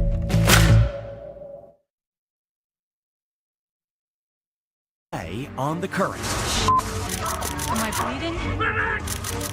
The photojournalist Lindsay Addario has covered every major conflict over the last 25 years, seeing violence and trauma up close. A conversation with Lindsay Addario on finding resilience and love, even in the harshest places, coming up on The Current. The Current with Matt Galloway. This morning at 8:37, 9:07 in Newfoundland, and on the CBC Listen app. This is World Report. Good morning. I'm Marcia Young. Israel is ordering all residents of Gaza City to leave and head to the south of Gaza Strip. The military is warning it plans to take over what it calls the last Hamas stronghold. But residents say they've nowhere safe to go. The CBC's Sasha Petrusek has the latest from Jerusalem. Across Gaza City, Palestinians face a tough choice. Dig out from more bombing overnight or move out ahead of an Israeli ground offensive.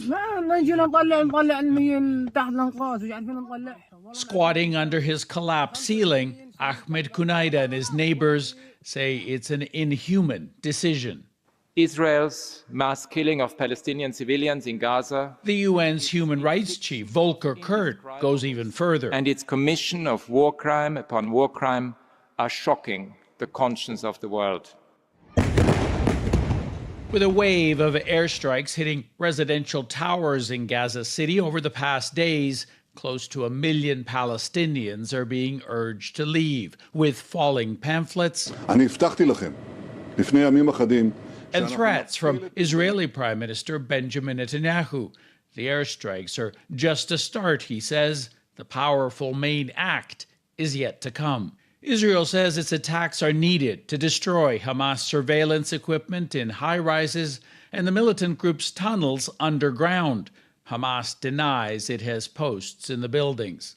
But unless Hamas releases Israeli hostages and surrenders, Defense Minister Israel Katz promises a mighty hurricane from tanks and troops massing outside Gaza City. Sasha Petrusek, CBC News, Jerusalem.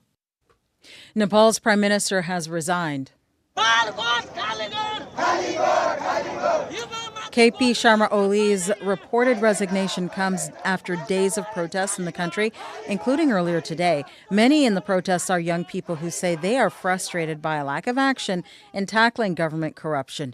At least 19 people were killed on Monday during another protest over a government-imposed social media ban. It has now been lifted, but earlier today, police fired tear gas and rubber bullets into crowds. Robin Stretha is one of the demonstrators. Police are supposed to be our protector, and they opened fire on students, on everyone. We just wanted to prove a point. We don't want corruption. We don't want this. We don't want them to lead our country. And they just killed people. Under the curfew, schools and shops are closed in Kathmandu. The international airport has also been closed because of growing security concerns over the protests. Ukraine's president says at least 21 people have been killed in an eastern village in the Donetsk region. Volodymyr Zelensky posted a video he says shows the aftermath of a Russian glide bomb attack. The people killed had lined up to collect their pensions. More than 20 other people were injured. The bombing comes after Russia ramped up aerial attacks on Ukraine's capital, Kyiv. Anna Cunningham has more. Footage shared by Ukraine's President Volodymyr Zelensky on Telegram appears to show the aftermath of a strike. CBC News has not been able to verify the footage. Amid the trees, there is debris and multiple bodies are visible on the ground. Close to a playground, there is a burnt-out vehicle with shoes, papers and clothing scattered around. President Zelensky says this is the rural village of Yarova in Donetsk. It's some 8 kilometres from the front line. He says it was a brutally savage attack on ordinary citizens who were out collecting their pensions at the time. Moscow claims that eastern Donetsk, an industrial region of Ukraine, is part of Russia, despite not having full control of it. It's an area Russia wants as part of any future peace deal with Ukraine. In his message, Zelensky urges his allies to act, saying a response is needed from the United States, a response is needed from Europe, a response is needed from the G20, adding that strong actions are needed to make Russia stop bringing death. This latest attack comes days after Russia's heaviest bombardment of Ukraine since the start of the war. US President Donald Trump said Sunday he was not happy, repeating his threat to impose more sanctions on Russia. But he is yet to formally confirm he will follow through on his words. Anna Cunningham, CBC News, London. At least 60 people have been killed in an overnight attack in eastern Congo. A government official is blaming the Islamic State-affiliated rebel group, the Allied Democratic Force. A local administrator in North Kivu says people had gathered for a funeral when it happened. The ADF has escalated its assaults in the Democratic Republic of Congo in recent months, mainly targeting civilians. Africa's largest hydroelectric project launches today in Ethiopia. A massive dam is promising an energy revolution in the East African nation. But despite being called a national triumph for Ethiopians, the project has stirred up deep unease in countries downstream. Megan Williams reports.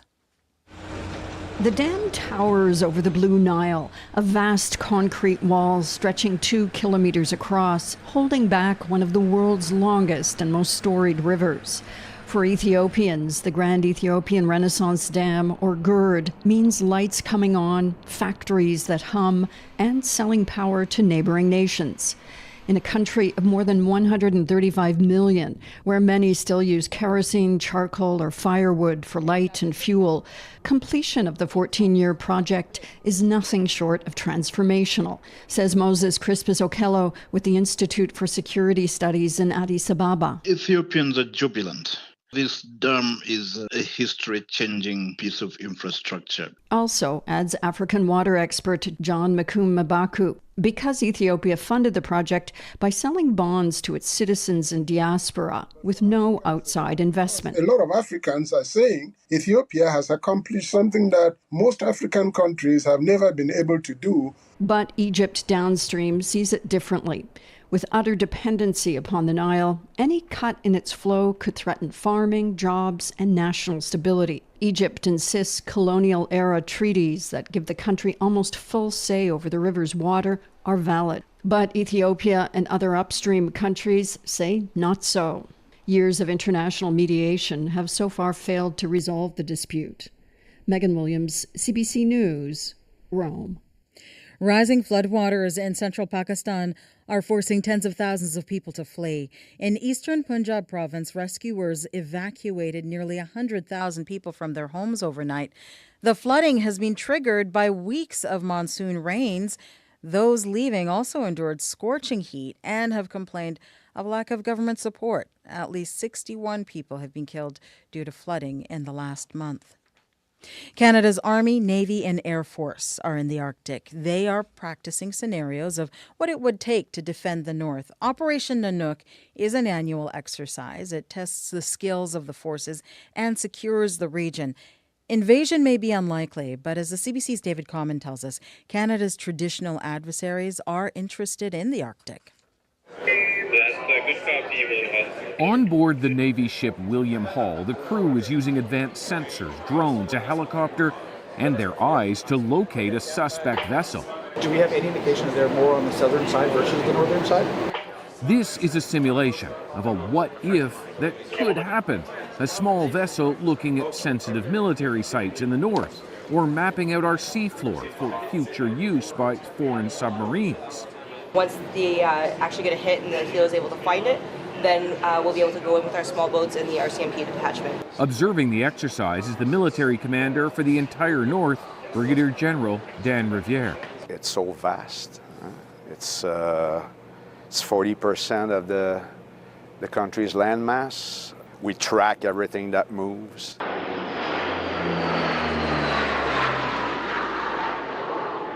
Surveillance aircraft and satellites can usually pinpoint the big stuff, but the training exercise underway is for the far more difficult, smaller vessels. Often they rely on the locals, the Inuit, who deeply know the area, to spot and report something unusual. David Common, CBC News, on board the Navy ship William Hall in Nunavut. There is some good news for displaced families in Nova Scotia's Annapolis County. The fire is being classified as held and is not growing. Officials say around 20 families will be able to return home today. There are about 100 homes in the mandatory evacuation zone. Firefighters say it is still too dangerous to allow them to return. That is the latest national and international news from World Report. I'm Marcia Young.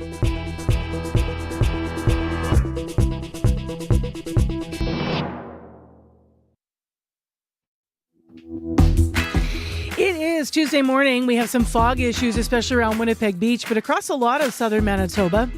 Winnipeg right now sitting at 11 degrees. I'm Marcy Marcusa. This is CBC's Information Radio. You're on 89.3 FM, 990 AM on the app and on YouTube. This hour on the program, with the future of the underground concourse on Portage and Main still in question, the widow of the artist behind that massive roundabout piece of sculpture there is working hard to ensure that her late husband's work can still be viewed by future generations no matter what happens to the concourse, so she's going to be on at 7:40. Also, some Winnipeggers told CBC they're afraid to go out at night because of crime in their area following especially a brazen armed robbery in Unicity. It involved two suspects who were out on bail. Calls for bail reform are once again coming from City Hall and some in the police. Could bail reform actually prevent these crimes? We're going to have a close look at that coming up just before 8 o'clock. And we have a follow to our feature interview with Manitoba's Education Minister Tracy Schmidt last week. We talked to her about AI. Right now, there are consultations going on, we understand, around AI, as she put it, bringing this sector together, but no policy that is coming to tell schools and divisions how to deal with AI in the classroom. So we're going to have a closer look at that and where we go from here without one. Let's get to Heather Welsh. She's in with other news developments. Good morning. Good morning. A Winnipeg ER doctor says emergency room wait times are appalling. Dr. Noam Cates says it is bad for patients and it's making things especially challenging for doctors, nurses, and other frontline staff. The health minister blames the previous PC government for cutting hundreds of beds from the healthcare system, a system they say won't be fixed overnight. A man from Leaf Rapids is calling for supports as people return home after being displaced by wildfires this summer. 300 people had to leave when the town declared a local state of emergency in July. Irvin Biggity at the local co-op store says many homes are still without power with fridges full of spoiled food. I'll be back with more Manitoba news coming up at 7:30. Thanks, Heather. Thanks. Abby, how's the weather going? It's still foggy outside, though. The sunshine trying to make its way, among those cloudy conditions we're seeing. But it's going to be a mild day. Comfortable conditions will stretch across the province. Winnipeg right now, 11 degrees. Lingering fog patches still in the city and even outside the city and surrounding areas. The fog will lift as you get into the morning. Then it's going to give way to plenty of sunshine. We'll see temperature warm up to 24 degrees this afternoon. In the other parts of southern Manitoba, we're seeing 6. We're seeing 11 degrees in some areas, and fog and misty conditions still present in the Westman, the Parkland, and the Interlake region. So take that into consideration. Thompson currently at 0 at this time, RC. All right, thanks, Abby. Thank you. Corey, we've had a busier than usual listener line, or commuter line, I should say. Hey? Yeah, it's been pretty busy, mostly because of that water main break on northbound Route 90, just near Grant there. Been hearing about, water there actually blocking off the curb lane, so keep left to get around that. May still be causing up some backups. I'd love to get actually an update on that if you are in that area, to see what's going on. Otherwise, it's that fog. Got a call about fog near Winnipeg Beach on Highway 8 from Deb. Says it's like pea soup out there. So careful. Your running lights aren't quite enough for people to see, so turn on your headlights. Not your brights, though. Just your headlights. If you see anything else going on out there, give me a call on the CBC commuter line. That number, 204-788-3093.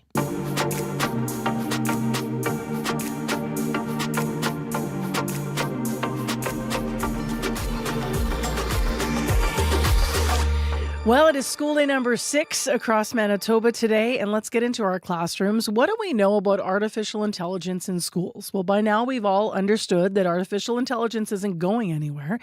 Despite this, we all have different beliefs about the role that it should play in how young Manitobans are educated. While some teachers have banned it in their classrooms, others have embraced it. Last week, while speaking, as I alluded to, with the education minister, I asked Tracy Schmidt if the province had plans to create a standardized policy for all schools around AI in Manitoba. Here's what she said. We know that school divisions and schools are working, internally to develop their own policies. And as government, we are also working to support them with some guidance. When I think about AI, I think about two things primarily. I think about the safety and security of our kids in classrooms and ensuring that we are providing them with the digital literacy education that they need to be safe and responsible users of any sort of digital technology. But I also think about the great opportunity that might exist. We also have plans to bring the sector together shortly and ask directly from our stakeholders, ask from parents, ask kids, ask teachers, and ask school administrators, what are we talking about when we're talking about the future of education, and how does AI apply to that? You can hear me trying to get in there. I was trying to nail down whether or not they're working on a policy, but she continued to talk about getting stakeholders together. So obviously they're thinking about this, but effectively it's going to be the schools and school divisions, at least right now, that are putting together how they're going to deal with it. So that's the education minister, Minister Tracy Schmidt. She did say the government is letting schools take the lead when it comes to AI. So we want to talk about where we should go from here and what should be included moving forward if there is going to be a big policy. We've reached University of Winnipeg education professor Michael Holden for some insight. He's back in studio. Good morning. Good morning. You and I talked this summer, and you actually said a province-wide policy, in your view, is important. Why? I think fundamentally a policy, some support for teachers, support for districts on this is important, because if you don't have a policy in place, if you don't have those clear guidelines for schools and for districts, then you're kind of in anything goes territories where you might have really inconsistent decisions being made that might not be anchored in the most recent research evidence, in best practice. And so how can we support those school districts with clear policies on what does this look like and what does that mean in relation to Manitoba's existing educational policies at a provincial level? Got it. Now, this may in fact be coming. You could hear that the minister wouldn't commit to, whether it was coming, but she talked about consultation. How soon is this needed in your view? So obviously we're 3 years into this process at this point. AI tools have been in classrooms, in students' hands for a long time now. So obviously sooner is better. But I also don't want to see a ministry or a school district rush out a policy tomorrow if they haven't had a chance to really sit through all of the little ethical complexities of that and all of, like you were saying, those different perspectives that teachers and parents bring to the table. If somebody's really uncomfortable with using AI in their classroom, mandating thou shalt use AI is really not going to help them move forward. I want to talk about her language here. She said we're going to bring the sector together. In your view, to look at, to develop policy, should that be where they're going, who needs to be at that table? Yeah. So in terms of those folks that need to be at the table, first, at a ministry level, what does this look like across all of Manitoba education? How does it relate to our existing policies in the province? Certainly our school districts, what does that look like in this district? How is that different, say, for districts in Winnipeg compared to elsewhere in the province? We also need teachers and parents and students at the table, particularly students, to understand how are students really using these tools. Because it's one thing to set a policy in place for what happens when we're in the classroom, when we're in the school building. That's perfectly reasonable. But then these students go home and they have access to these tools on their own personal devices. That has implications for the kind of learning that we're doing in class. Would you invite teachers, like to hear from teachers that maybe are using tons of AI, and then a teacher maybe that says, I have no AI in my class, to try to understand where they're coming from? There's a bunch of different positions that teachers are coming from. Just like any lay user, you've got folks who are super excited about it, who are doing some really transformative work in their classrooms. You've also got teachers who are refusing to engage with these tools on ethical grounds. They're uncomfortable with the privacy implications, the environmental implications, these sorts of issues. And you've got folks who maybe would like to step into that space, but they don't know where to begin. And those are all different questions that teachers might have coming into the room. In terms of, Tracy Schmidt also said, the minister, that they were offering, I'm saying consultation, and I should pull that word back because the word she used there, and we all heard it, was guidance. We're offering guidance. If they don't move forward with a more structured policy, is guidance enough? I guess what I'd offer is that there's a big gulf between optional consideration guidance and a standardized thou shalt policy. There's a lot of gradients between that. So, for example, when we look at our existing provincial assessment policies, those are policies with elements that are clearly thou shalt do this, and not that. But within those assessment policies, there's a lot of flexibility for what does that mean in your classroom as a teacher, and how do you make intentional assessment decisions that match where you are, the subject area that you're teaching, and the students that you're working with. So just because we don't have a fully standardized policy doesn't mean that we only give, do what you want to do, here's some suggestion guidelines. How do we work in between those two spaces? I want to reiterate some of the things from our previous conversation now that we've heard from the education minister, because she also highlighted the two areas which are often discussed for AI, right? And you've alluded to some of them. So the first, two of them as well here. So one of them is the safety, but then also it's where it can be used AI as an opportunity. And what the distinction is between those two. So on the safety issue, what might be one thing that is key to seeing an AI policy around that? I think the most important piece in terms of that safety front is for students and teachers to understand what happens to the information that I enter into these tools. Where does that data go? And what kinds of decisions am I making based on the questions I'm asking these tools? Because if I assume that all of these tools have my best interests at heart, and I don't unpack that a little bit, there is a risk that I might trust the output for a tool and it give me some wrong information, some misinformation. And without that critique, again, there's that real risk that we're undermining student learning or our trust in the kinds of content that we're building together. And so the opportunity to build better content and using AI for it, would a policy speak to that, or would it only speak to sort of the protection in your view? I think it also should speak to what those opportunities are. So if the entire conversation around AI is these are all of the reasons why it's terrible for education, then the policy outcomes are really clear. We should encourage students and teachers not to engage in those tools. But if there are ways that teachers and students and school systems can use these tools to improve the work that they're doing, that's a conversation worth having. It's not, again, to say that you have to embrace or you have to bring teachers onto this, but how do you create a space where they can have intentional conversations about what does this mean for our learning? Do you need to have sections that address this at different age levels? Absolutely, yes. There's a big difference between what I get a university student or a grade 12 student to do on the internet with these tools, the kinds of information that they're going to be engaging, compared to what a 6-year-old or a 4th grader is going to be doing. So that age-appropriate conversation, just like we have age-appropriate conversations in other subject areas, areas is an important part of it. Go ahead. I was just going to get in here because it's interesting that you said university, because in my head I'm thinking K to 12. Yeah. Right. But you're suggesting that this policy should actually look at students at maybe even beyond. Certainly, I think there's a distinction to make between what are we saying for K to 12 educational spaces versus what we say for post-secondary, but it's absolutely a conversation for post-secondary as well. A lot of the research in AI and education and in assessment right now is looking at that higher education level because it does have implications for what those students are doing as well. When it comes to AI in the classroom, what could Manitoba learn from other provinces? Where do you look? Yeah, so there's a few other spaces that Manitoba Ed could look to. So, for example, my understanding is that Ontario is in the process of revising their assessment policy, and a component of that is looking at AI. There's other countries that, just like we now have a minister in AI, other countries also have had that for a number of years. So South Korea, France, the UAE, UNESCO just last week put out a big set of policy recommendations drawing on research from around the world of things that teachers in school systems should think about when they're starting these conversations.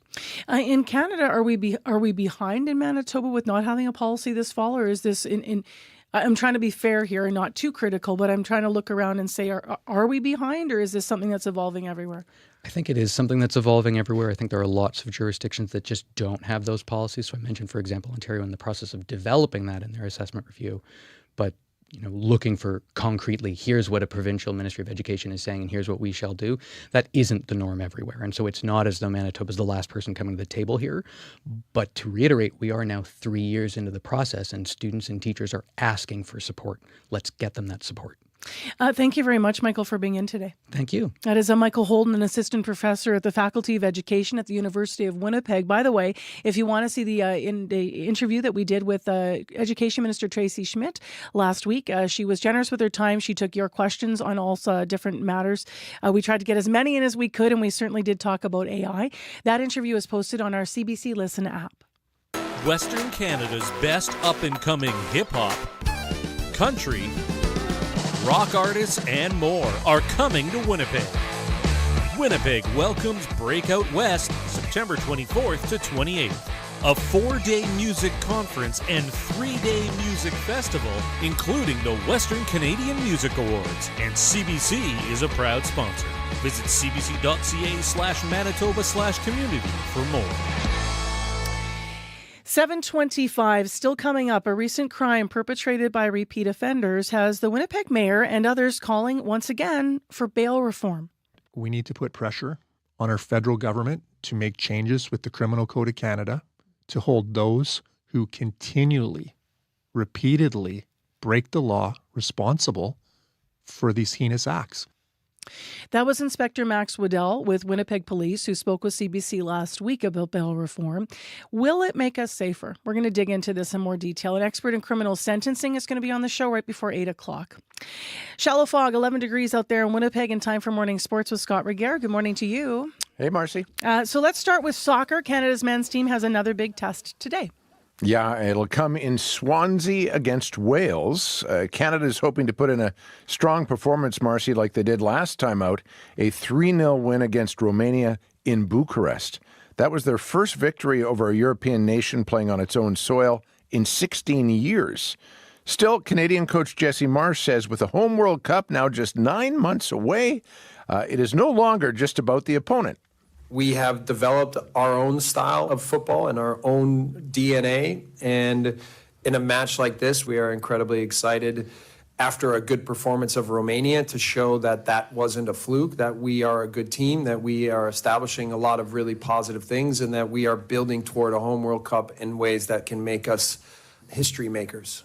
Marsh has assembled a tight-knit squad, Marcy, but not one without vulnerabilities. We saw that against Romania when Marsh subbed off Ismail Kone early in the second half, and the midfielder had a temper tantrum on the sideline, thinking the move was because he had made one bad pass.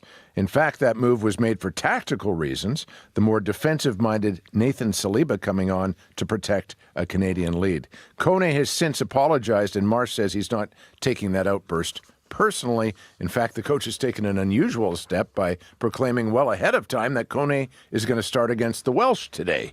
So kickoff for that one is 1:45 Central Time. Meantime, in other footy news, Tunisia is the latest country to qualify for next summer's World Cup.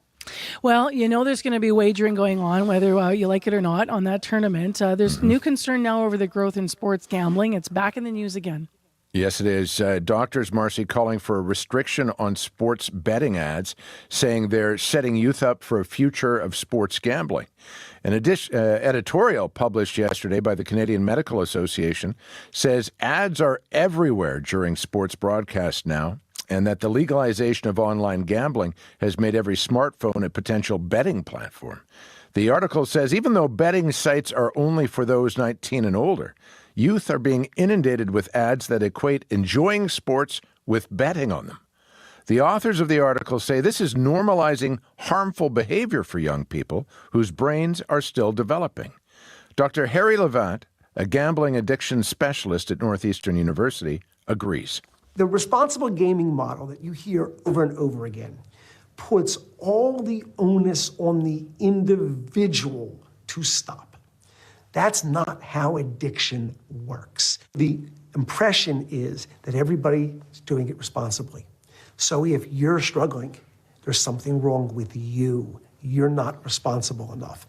There is a bill that would regulate sports betting ads that's been introduced in the Senate. If it's passed, Marcy, the Canadian Medical Association says it would be a good start to addressing this problem. The association's also pushing for gambling ads being restricted during games and removed from social media entirely on platforms that are used by youth. And finally this morning, Scott, let's talk about baseball, where after a day off, the Blue Jays are back in action tonight. Yep. With Shane Bieber on the mound for Toronto against Houston. And Bieber, Marcy, will try to be more mindful than Max Scherzer was the other night when it comes to tipping his pitches. Yankees base runners were scrutinizing the way Scherzer was gripping the ball in his glove and then gesticulating to their teammates who were up to bat, letting them know what was coming next. No surprise, the Yankees ended up winning the game. But Scherzer, though, is not crying foul. That's part of the game. It's 2025. Everybody knows it. We live it. That's just part of the game. Something we've known, it's not just the Yankees, we know across the league. Guys can do that. I've had multiple people tell me that. So I thought I had addressed it, thought I had made the proper adjust to get my glove in front of my face, but clearly I hadn't.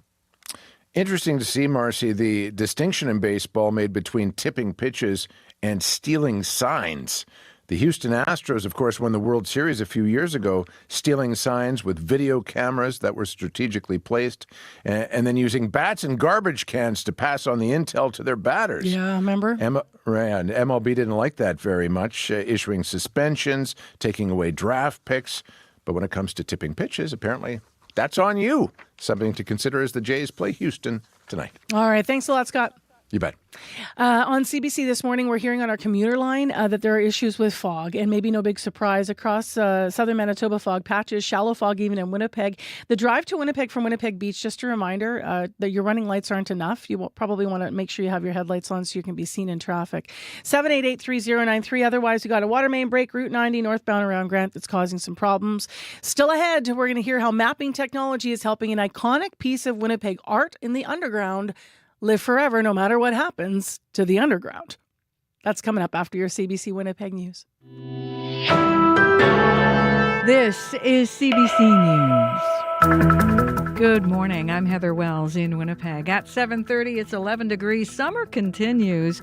After the fog today, we're going to be left with sunshine, a high of 24, the humidex 28.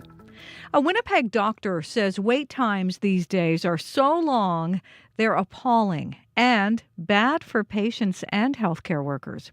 Dr. Noam Cates is an emergency physician at St. Boniface Hospital. That hospital reported wait times of around 12 hours yesterday. At Health Sciences Centre, it was more than 14. Cates says such long wait times are bad for patients and are making things especially challenging for doctors, nurses, and other frontline staff. When you have these delays and the inability to provide the care that you should be able to, this is when we talk about things like moral injury and burnout, where everybody is really struggling because, again, we can't do our jobs and all we're doing is watching things get worse and worse for people. Kate says he worries every shift with long wait times could lead to tragedies and possible fatalities that could have been prevented.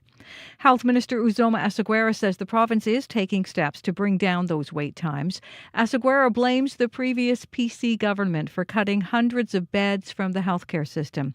They say the NDP has added more than 300 beds since forming government and are focused on improving home care and adding beds in personal care homes. But Asseguera says there is no quick fix. It is much easier to cut a bed than it is to add a fully staffed bed. It is much easier to close 3 major emergency rooms than it is to reopen a major emergency room and add back the hundreds of emergency department staff that lost their jobs or had to move to other parts of the healthcare system as a result of those decisions.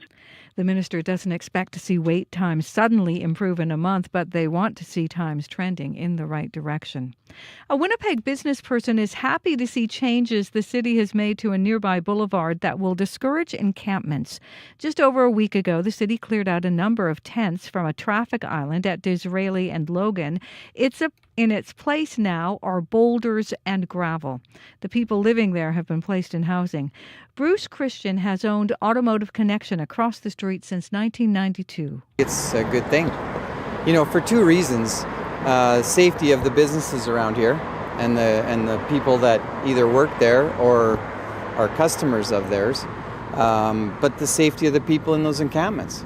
The Disraeli change came just before a city committee unanimously approved a motion outlining encampment rules yesterday. Those restrictions include distance from schools, daycares, playgrounds, and within medians or traffic islands. Grade 12 students in Hollow Water First Nation are holding a vigil later this morning for a former classmate.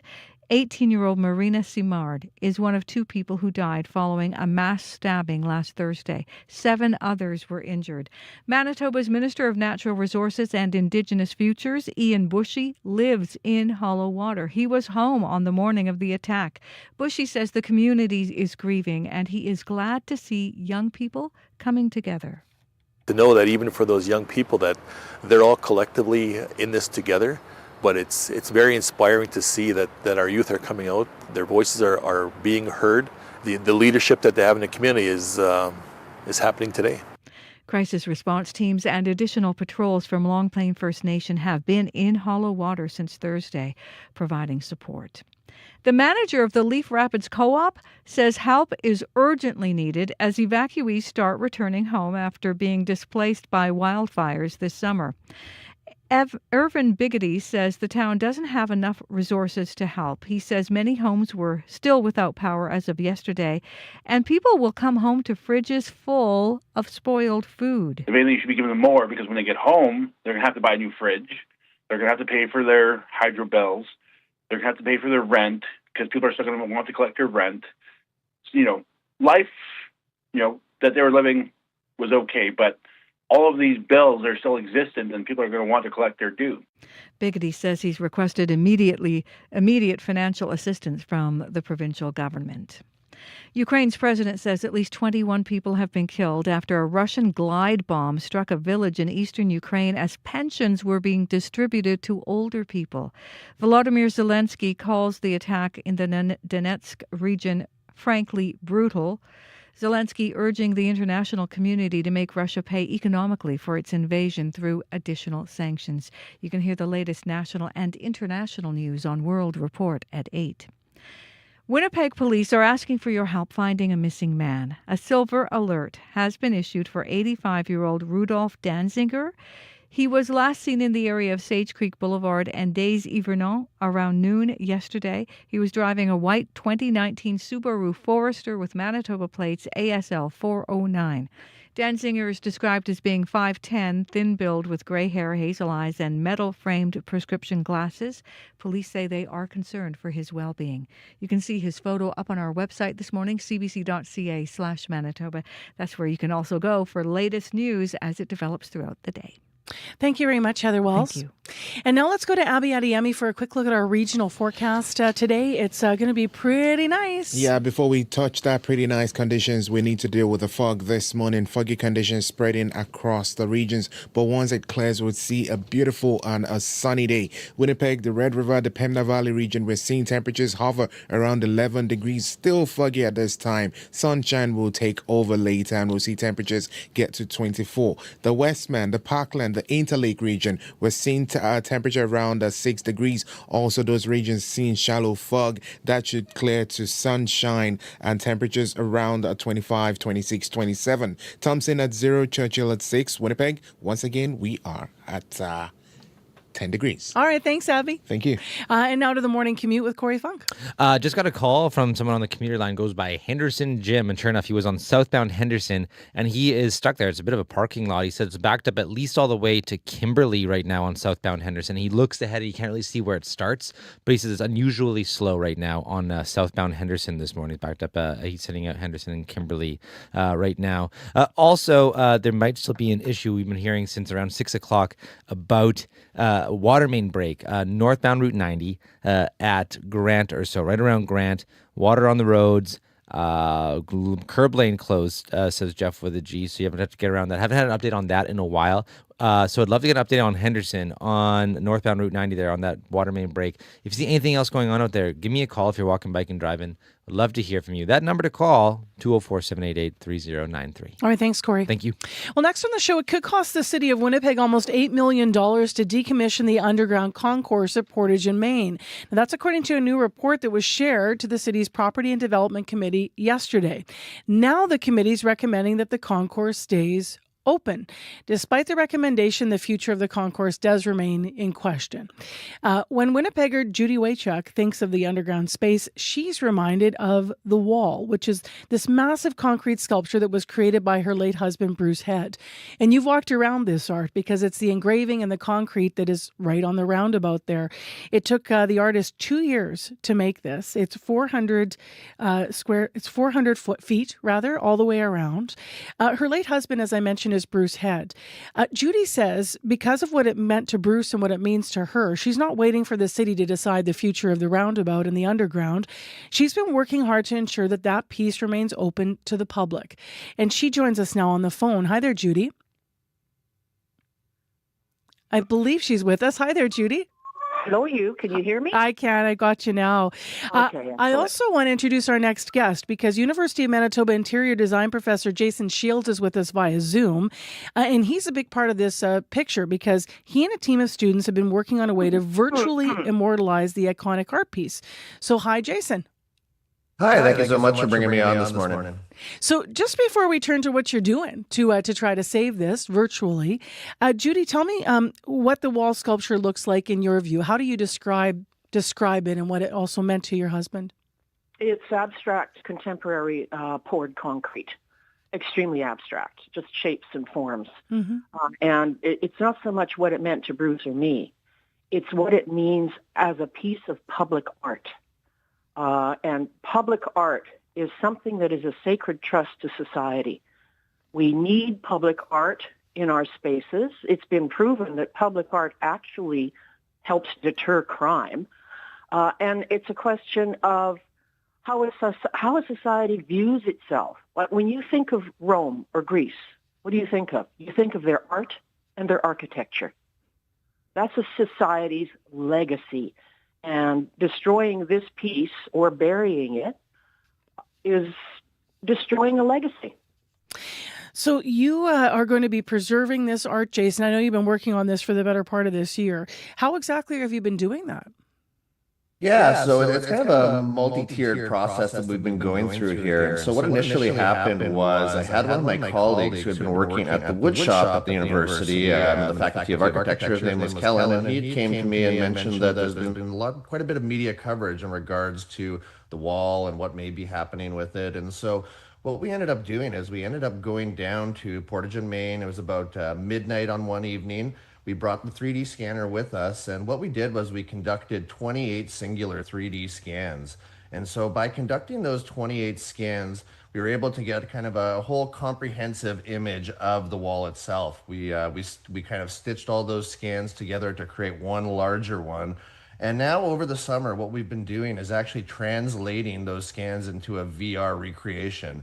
We've been doing that in conjunction with Studio Lab XR, who specializes in doing virtual reality, augmented reality, and working with Unreal Engine, which is a game engine typically seen with games like Fallout and other things of that nature.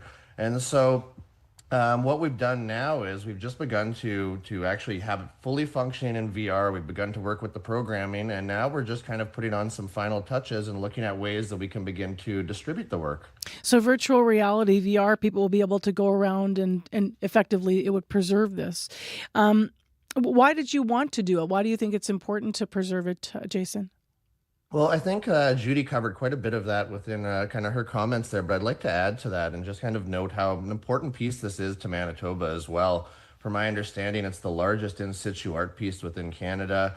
For many, including myself, that memory of going through Portage and Main will always stick with you. And to be honest, I actually worked downtown for about 6 years, and every day I would walk to work and I'd pass through the Portage and Main concourse. So to be able to actually kind of come back full circle, no pun intended, I think is really important. And the idea of archivism and conservation of public art is becoming increasingly more important, as Judy had already noted.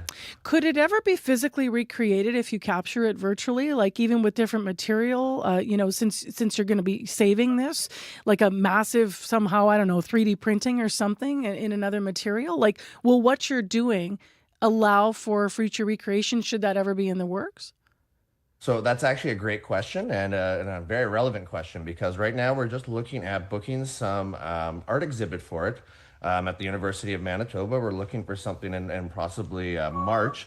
But what's great about this is we've been working with the team at the fabrication laboratory and the wood shop, and right now they're looking at methods in which that we can recreate the wall itself through scale. So we probably wouldn't be doing it at completely full size, but we'd be looking at maybe possibly segments of the wall or a smaller recreation of the wall. So I guess just to be very clear, we are kind of focusing on this VR digital aspect, but through that we are able to make physical recreations and we are able to kind of make a variety of different objects and different versions of the wall through that. And it's broken down right now, do I have the number right, into like 28 separate scans that you captured all the way around, right? That's correct. It was 28 scans combined into one. Judy, what are some of the conversations the two of you had ahead of the project, getting to this stage? And what was your reaction to the fact that there was interest in preserving this? Oh, I was absolutely gobsmacked and thrilled, both. The question of what to do with the wall was referred to the Winnipeg Arts Council. And Jason did send them an email that they never replied to about his project. So he tracked me down and I said, oh my God, yes, please do this. So basically the whole project was me as the copyright holder ceding all copyright to Jason and his team in the university to just go ahead with the project and do what they will with it. And that's what they're doing.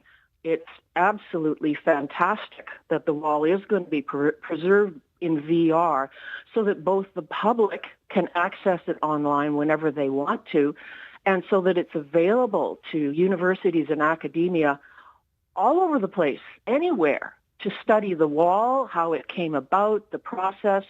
That's phenomenal, absolutely phenomenal. The downside of it is that it takes the problem of what to do with the physical wall off the city's plate. Because now the city can go, oh, we don't need to worry about saving the real thing. We have it in VR. That's my only remaining concern. And property and planning will be looking at the public service recommendation on Friday, which does recommend keeping the wall open pending a full cost-benefit analysis. But then the public service 17 months ago recommended keeping the wall open and repairing the concourse and looking at a cost-sharing agreement with the four corner property owners. And the mayor rejected that and decided summarily on his own to close the concourse. The same thing could happen this Friday. In terms of, the concourse, and if it does remain open, Jason, how do you hope that your virtual reality piece of the wall might exist maybe alongside the original in some way? Have you thought about that? Yeah, we've thought about that a little bit, and because that news is so recent, I think they only had their meeting yesterday. Hmm. I think the important part to kind of consider is I think exactly what Judy said is that this VR recreation is just that. It is a recreation, and it can't really create that same emotional resonance that the physical wall itself will. It can mimic that, it can take on those characteristics, but I think the important part to think about is right now we still have that opportunity with the wall being available and open, and I would encourage everyone to go look at it.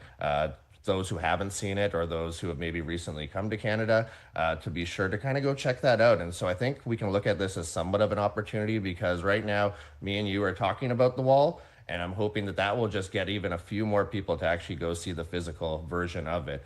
The ideal would be that both the wall and that this kind of exhibition would happen in tandem. So it allows for this idea of the virtual and the physical to act as one.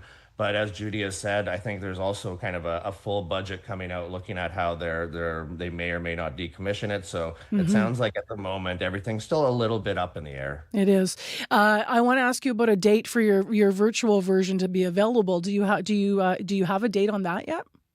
Yeah, right now we're kind of shooting at a tentative date for March. What we're hoping to do is to be able to exhibit the work in the Architecture 2 gallery at the University of Manitoba. So we've been in talks with them and everyone's all excited. And we have actually a variety of process photos and old photographs that no one has seen for years and years of the wall. I was working with Oliver Botar to kind of track those down, and we've since found them. So it's not only going to be kind of this digital reconstruction, it will actually have a bit of history to it as well. And so right now we're going to tentatively shoot for March. Thank you both for being here. We'll see what happens Friday. Judy, thank you. Okay, thanks. And Jason, thank you. Thank you so much. That is Judy Waychuk, the widow of Bruce Head, the artist behind the wall. Took him 2 years to make that. And Jason Shields, an interior design professor at the University of Manitoba. So Friday, as we mentioned in the interview, the city's Property and Development Committee will be discussing this new report that looks into what it costs to decommission the Portage and Main Concourse, and a recommendation right now that maybe it's going to stay open. So we're going to see what happens on Friday. A French designer sued a Korean fried chicken restaurant by the name of Louis Vuitton Dak. The Rough Riders were often confused with the other Rough Riders. And a Los Angeles band is taking the Houston store Texas Guns N' Roses to court. Hard Days and Golden Nights, the world of brand twins on Under the Influence with Terry O'Reilly, Thursday morning at 11:30, 3:30 p.m. in Newfoundland, and on the CBC Listen app. 11 minutes to 8 o'clock right now on CBC. And coming up after 8 o'clock, we have Councillor Jeff Berwadi, who's going to be joining us here. We're going to talk to him about some of the changes to the city has proposed making when it comes to where homeless encampments are allowed to be set up, and some of the new rules that were proposed yesterday. You might have heard that in our news. So Councillor Berwadi will join us live after 8. Right now, it is 11 minutes to, as I mentioned. And let's go to another story that many in our community are talking about. The community in the city, specifically of Winnipeg, still coming to grips with what happened here. The mass stabbing in Hollow Water, first outside of in Manitoba. It's come to light the suspect there was out on bail when he killed his 18-year-old sister and stabbed 7 others. We've been hearing a little about that in the news this morning. He was facing charges of assault with a weapon from June of this year. And then to the city, what I was alluding to there, last week 4 teenagers were arrested after attempting to steal backpack loads of merchandise. One of the teens was armed and fired an air gun. This all developing in Winnipeg at the Unicity Walmart before police officers broke up the robbery. Now, we later learned that 2 out of 4 of those teens were out on bail at the time. The brazen armed robbery, for its part, resurfaced calls that we've heard before for bail reform from Winnipeg Mayor Scott Gillingham, but also from Winnipeg Police Inspector Max Waddell. Here's a bit of what he said to CBC Faith Fundal on Thursday. What police are doing, whether it's locally through the Manitoba Association of Chiefs of Police or the Canadian Associations of Chiefs of Police, we're lobbying the federal government to make changes to the criminal code that will prevent individuals who repeatedly commit crimes from getting bail. And this is the ultimate goal to prevent this from happening. That was Inspector Max Waddell with the Winnipeg Police Service. Now, CBC's also talked to others who say that it won't work, that calls to reform bail in Manitoba might not make communities safer, not quite. Defense lawyer Christopher Gamby said, generally speaking, people arrested for another offense while on release are often nabbed for things like property crime and, quote, not the crimes of the century. And we also, CBC, have spoken with Adelina Ifteen, who's an associate professor of law at Dalhousie University. She says that without support that people need to address what led them to crime, chances that they'll reoffend remain high. And she says that can be even more acute in smaller communities where resources are scarce. She says, quote, nothing suggests that more remand is keeping communities safer, end quote. And she also says, on the contrary, there's a lot of work that show that a lack of opportunities for rehabilitation, which include keeping people in prison, is actually what's making us a lot less safe. So how do you determine what is going to make us safer? Well, let's have a discussion this morning with Donardo Jones. He's an associate professor of law at the University of Windsor who researches criminal law, procedures, and sentencing. Good morning. Good morning. So how does bail actually work in Canada? And when we look at bail reform, I think it's important for us to understand this. So first thing, bail is a constitutional right. It's enshrined in the Canadian Charter of Rights and Freedoms. It also promotes other charter rights like the presumption of innocence and the right to liberty. So when someone is charged with a criminal offense, they have a right to a bail hearing. Now, this bail hearing, it's governed under provisions in the criminal code. So bail can only be denied on 3 grounds. One, whether the person is a flight risk. So essentially, will they abscond and not show up to court? The secondary ground is whether or not there's a substantial likelihood that if the person is released, that they will commit another offense. And the third ground is whether or not their release would cause reasonable members of the public to lose confidence in the administration of justice. Now, a bail judge or a justice of the peace is not a trier of fact. Keep in mind that at this stage, there's only allegations before the court. That bail judge or justice of the peace is a trier of risk. And trying risk is quite tricky. There are certain things that will aggravate risk. For example, if the person comes before the court with a criminal record or do they have outstanding charges.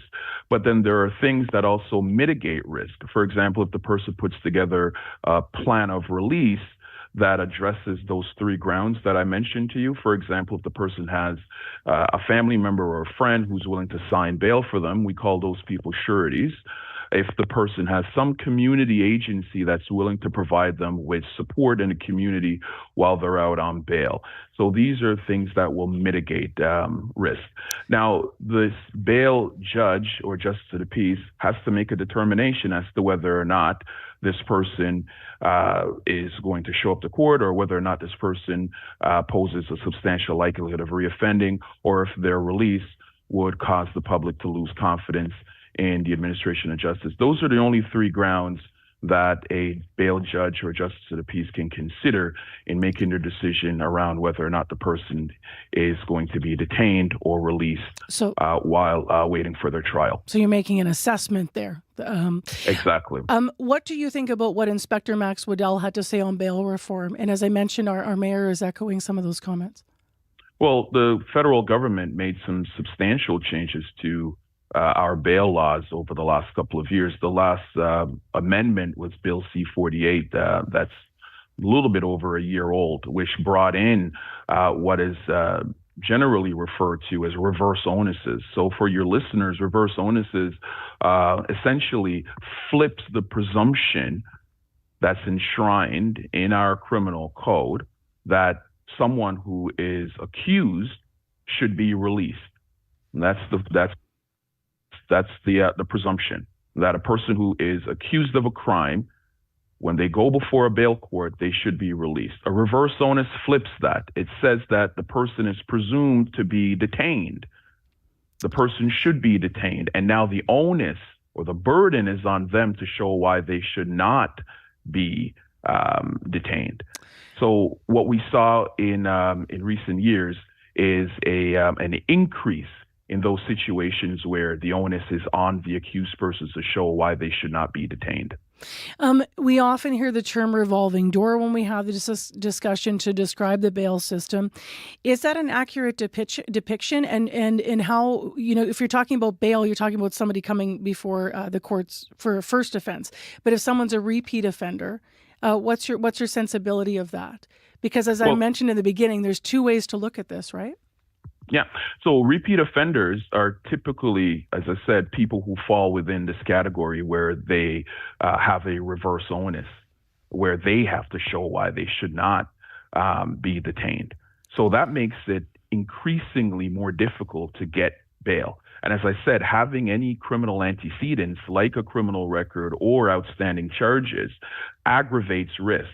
And that aggravation of risk is what makes it difficult for someone to secure their release. So if people feel that those that are reoffending are getting bail more quickly in this country, is that premise off base based on your research?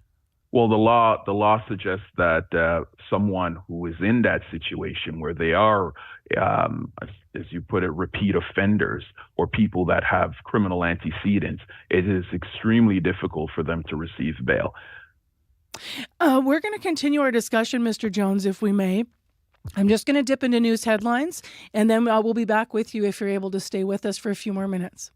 No problem. I'll be here. Donardo Jones, Associate Professor at the University of Windsor, talking to us about bail reform. His research is focused on criminal law procedures and sentencing. Heather Wells has our morning headlines. A Winnipeg business person is happy to see changes the city has made to a nearby boulevard that will discourage encampments. The city has cleared out a number of tents from a traffic island at Disraeli and Logan. It's in its place now are boulders and gravel. People living there have been placed in housing, and that business owner across the street says it is a welcome change. A man from Leaf Rapids is calling for support as people return home after being displaced by wildfires this summer. Irvin Biggity at a local co-op store in Leaf Rapids says many homes are still without power and fridges are full of spoiled food. I'll be back with more Manitoba News coming up at 8:30. Thanks, Heather. Our ongoing conversation about bail reform will continue after 8 here. Also, we're going to talk to Jeff Berwadi, City Councillor, about the proposed changes the city wants to make when it comes to where homeless encampments are allowed to be set up. So they put forth a series of new restrictions, rules, and ideas that are proposed right now yesterday. So we'll dig into those. Shallow fog, 11 degrees in Winnipeg. And right now we are expecting a high of 24 degrees. Lots of sunshine coming for us this morning. You could be having problems with the fog on your commute, though. Like Pea Soup is an early morning call we got around Highway 8 southbound near Winnipeg Beach. And also a water main break. If you have any update on northbound Route 90 near Grant, we'd love to hear how that's looking now. It was causing issues earlier. You're with CBC's Information Radio. I'm Marcy Marcusa. World Report's next. Today on Q. I'm Talia Schlenger in for Tom Power. Jay McCarroll and Matt Johnson got their start making the viral web series Nirvana, the Band, the Show. Hold on. I thought didn't you just say we're not switching the plan no matter what? Their 15-year exploration continues with their new film Nirvana, the Band, the Show, the Movie. They'll tell you about it. Q, this morning at 10:30 in Newfoundland, and on the CBC Listen app, or wherever you get your podcasts. The CBC News is next. Coming up in half an hour, it's The Current with Matt Galloway. The photojournalist Lindsay Addario has covered every major conflict over the last 25 years, seeing violence and trauma up close. A conversation with Lindsay Addario on finding resilience and love, even in the harshest places, coming up on The Current. This is World Report. Good morning. I'm Marcia Young. Nepal's prime minister has resigned. KP Sharma Oli is stepping aside after days of protests in the country. This morning, Kathmandu's airport closed over security concerns. As the CBC's Salima Shivji tells us, demonstrations in the capital are in their second day. The protesters surged towards a line of police officers in full riot gear. Around them, the streets of central Kathmandu are littered with stones, broken windows, and blood staining the pavement. the day after a deadly protest that drew thousands of young people towards Nepal's parliament complex, demanding a sweeping social media ban be withdrawn, and these protesters are defying a curfew to register their anger. The target for many demonstrators today, government offices and the homes of several high-profile politicians, vandalized and set on fire. This is Nepal's condition, student Sahil Tamang says. The Prime Minister KP Sharma Oli should leave. They opened fire on students, on everyone. Protester Angela Shrestha says the rallies began after the government implemented a sweeping ban on social media platforms. But it's more than that, and she and other protesters wouldn't leave until Oli leaves. We don't want corruption, we don't want this, we don't want them to lead our country, and they just killed people. The cries for change worked. After the violent clashes between police and demonstrators Monday and more today, Oli has resigned. His aide says the Prime Minister is leaving to pave the way for a constitutional solution to the current crisis, a move the protesters were insisting on, but one that plunges Nepal further into political turmoil. Salima Shivji, CBC News, Mumbai. Ukraine's president says a guided Russian bomb has killed at least 21 people. They were waiting in line to receive their pensions in a small village in the Donetsk region. In an online post, Volodymyr Zelensky says 24 people were injured in what he calls a brutal attack. Zelensky is urging the European Union and the United States to take action to stop Russia. Sir, this side, please. Thailand's former Prime Minister Thaksin Shinawatra arriving at the country's Supreme Court today. He's been ordered to serve a year in prison. 2 years ago, Thaksin was convicted of fraud and abuse of power and sentenced to 8 years in jail. However, he was detained in a police hospital instead. The Supreme Court ruled that it was a ploy to avoid jail and that his time in the hospital does not count as prison time. Israel is ordering residents of Gaza City to evacuate their homes ahead of an expanded military operation.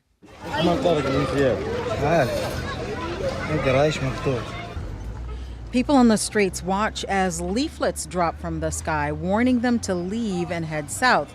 About 1 million people live in and around Gaza City. Israeli officials say they destroyed dozens of high-rise buildings over the weekend. They say the buildings were used by Hamas.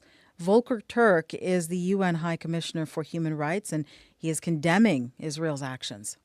Israel's mass killing of Palestinian civilians in Gaza, its infliction of indescribable suffering and wholesale destruction, its hindering of sufficient life-saving aid, and the ensuing starvation of civilians, and its commission of war crime upon war crime are shocking the conscience of the world. Organizers of an aid flotilla on the way to Gaza say one of their ships was hit by what they believe is a drone. The ship was docked in Tunisia, and no one aboard was hurt. The U.S. government's takeover of policing in the nation's capital is supposed to end this week. Last month, the government announced a 30-day takeover of the police department in Washington, D.C. But even if the federal takeover ends, National Guard troops will remain on the city's streets. The CBC's Willie Lowry is in Washington. And Willie, what is the latest? Well, the federal takeover of Washington, D.C.'s police force is set to expire tomorrow. President Donald Trump has already declared victory in Washington. The U.S. leader, who for years railed against the city, now says it's a safe place. We are a safe city. You can walk to a restaurant. You can walk to the White House if you work there. You can walk to the Capitol. And even the Democrats say, I can't believe it, but they don't want to admit it, but I can't believe it. Trump's approach to fighting crime in Washington, multi-pronged. In addition to taking over the police force, he deployed thousands of National Guard troops and hundreds of federal law enforcement officers. And while the roughly 2,200 troops still patrol the streets, they're not going anywhere, at least not yet. Washington Mayor Muriel Bowser pledged to continue working closely with federal agencies even after the takeover expires. So the U.S. president has threatened to expand the National Guard presence in other U.S. cities. What's happening with that? That's right. The president has shifted focus from Washington to other U.S. cities, including Chicago and Boston. For weeks, he's threatened to send in the National Guard to Chicago, much to the frustration of Illinois Governor J.B. Pritzker. And while that hasn't happened yet, the administration says it's launched an immigration crackdown in Illinois. The Department of Homeland Security says Operation Midway Blitz will target criminal illegal aliens. And it launched a similar campaign in Massachusetts. Thank you, Willie. Thank you. The CBC's Willie Lowry in Washington. Energy sector representatives in Newfoundland and Labrador say they're optimistic. Prime Minister Mark Carney has been meeting with them and the province's premier. Several proposed projects could gain government approval, and the head of the province's Energy Industry Association says it could be a turning point. The CBC's Heather Gillis reports. Two major potential energy developments, Equinor's Beta Nord offshore oil project and the Gull Island hydro dam in Labrador, have caught the federal government's attention, landing themselves on a list of nation-building projects. Yesterday, Prime Minister Mark Carney was in St. John's to talk about them with the province's energy leaders and Premier John Hogan. And he's anxious to get these projects moving as fast as we can. Charlene Johnson, the head of Energy NL, calls the federal government support for the Beta Nord project a turning point. For years, she says they were struggling to talk oil with the previous federal Liberal government. So to see a Prime Minister have Bill C-5 in place, to have a major projects office in place, to talk LNG with Germany, I haven't seen this level, this feeling of opportunity in a very long time. Both projects still haven't gotten the green light yet. Norway's Equinor should make a final investment decision soon, while Newfoundland and Labrador and Quebec are still hammering out a deal on Gull Island, which Carney threw his support behind. Shouldn't underestimate just how many jobs will be created, for example, in Churchill, as it's built out, on top of the over $225 billion of revenues that come to this province. Meanwhile, the Prime Minister also announced $80 million in aid for small and medium businesses in Atlantic Canada to help them pivot and weather tariffs from the U.S. and China. Heather Gillis, CBC News, St. John's. Some people on Prince Edward Island have had close calls with rip currents this summer. The strong currents off shorelines are dangerous. In July, actor Malcolm Jamal Warner drowned in Costa Rica in an area known for rip currents. Now, an expert says Canadians need more education around beach safety. Tony Davis has that story. Islanders are keeping a close eye on the water after a family was almost swept to sea. Last week, 2 children and their mom were caught in a riptide at Lakeside Beach. They were rescued by people on shore. Chris Hauser is a professor of environmental science at the University of Waterloo. He's been studying PEI riptides and says they happen more than you think. Rip currents are common throughout Canada, and just because a beach is accessible doesn't mean it's safe. A riptide is a strong, narrow current of water that pulls directly from the shore. North Shore Surf Rescue doesn't have an exact number of people who were rescued this season. Jeremy Coffin is with the organization. He says lifeguards have responded to a number of calls. During periods of north wind, when we have higher and elevated surf, that's when the rip currents happen. Even strong swimmers can get caught up. Todd LaFrance has been swimming for 100 days straight. He got swept up just a month ago. So I did what they suggested, to swim parallel to the shore. 20 feet or so, I was back into the calm water again. Lifeguards say swimmers should keep an eye out for what looks like a calm channel with waves breaking on either side. That could mean a riptide is forming. Right now, there are no lifeguards at PEI beaches, but there are life rings stationed at some to use in case of an emergency. Tony Davis, CBC News, Charlottetown. And that is the latest national and international news from World Report. News anytime at cbcnews.ca. If you like the World Report podcast, please follow us and tell a friend. It helps spread the word. I'm Marcia Young.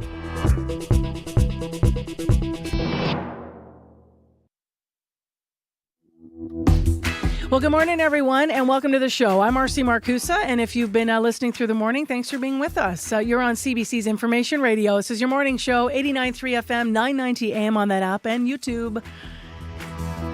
We're going to have a pretty nice day across Manitoba. Our high is going to reach 24 degrees. It's school day number 6.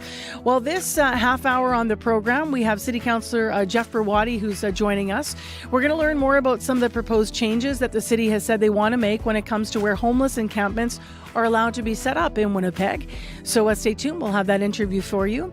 And then, full disclosure, we're going to try to get this on. If not, we're going to get it on for tomorrow. If you were with us right before the 8 o'clock news, we had a big conversation about bail reform. The mayor and some in the city, Inspector Max Waddell and the City Police Service, have both said on CBC that they believe that bail reform needs to be looked at after what happened in that crime in Unicity last week. So we started to talk about whether or not that was the answer, how it actually works in court, with a special guest who is an expert on these things. Now, we had so much to talk about that we held him over, and we actually taped a part of a conversation at 8 o'clock to dig deeper into the issues. We're going to try to get that the rest of that conversation on for you this half hour as well. Right now, though, let's go to Heather Wells, who has news headlines for your Tuesday morning. Good morning. A Winnipeg ER doctor says emergency room wait times are appalling. Dr. Noam Cates says it's bad for patients and making things especially challenges for doctors, nurses, and other frontline staff. The health minister blames the previous PC government for cutting hundreds of beds from the healthcare system, adding it won't be fixed overnight. Grade 12 students in Hollow Water First Nation are holding a vigil in this next hour for a former classmate. 18-year-old Marina Simard is one of 2 people who died following a mass stabbing in that community last Thursday. 7 others were injured. We'll hear the latest coming up in our next local news at 8:30. Thanks, Heather. Thank you. Abby, the weather. Most of the region still waking up to foggy conditions this morning. However, we see that it's clearing at the airport already. For other parts of the city, this fog should lift. Then it's going to give way to sunshine and a mild, warm, comfortable weather across board as we get into today. For now in Winnipeg, 13 degrees, partly cloudy outside. Some fog still spotted here and there. That should clear quickly. We warm up to around 24 degrees today with the humidity. It's going to feel warmer than that. In the southern part of the province, the Red River, the Pembina, the Valley, the Interlake region, we're seeing temperatures hover around 8 degrees at this time. Most of these regions will see temperatures warm up to the upper 20s later today. Lots of sunshine in the forecast. We have fog in Thompson at 4 degrees, 11 in Flin Flon, and Churchill is at 7 degrees at this time. Corey. We got an update on why I think they're so backed up on southbound Henderson. Janet just called to say southbound Henderson around Trent. There's been a multi-vehicle collision, and it's just the middle lane that's open right now. So it's very, very backed up. She says avoid it if you can, because it is very, very backed up on southbound Henderson this morning. As well, may still be a water main break on northbound Route 90 around Grant. Last I heard, it was blocking the curb lane. Could still be causing issues, being how much water has poured out since then. As well, westbound Redwood between Charles and Salter closed today for sewer work until 9 p.m. So it started at 7, closed till 9 p.m. That's westbound Redwood from Charles to Salter, closed for sewer work. If you see anything else going on out there, give me a call on the CBC commuter line. That number, 204-788-3093.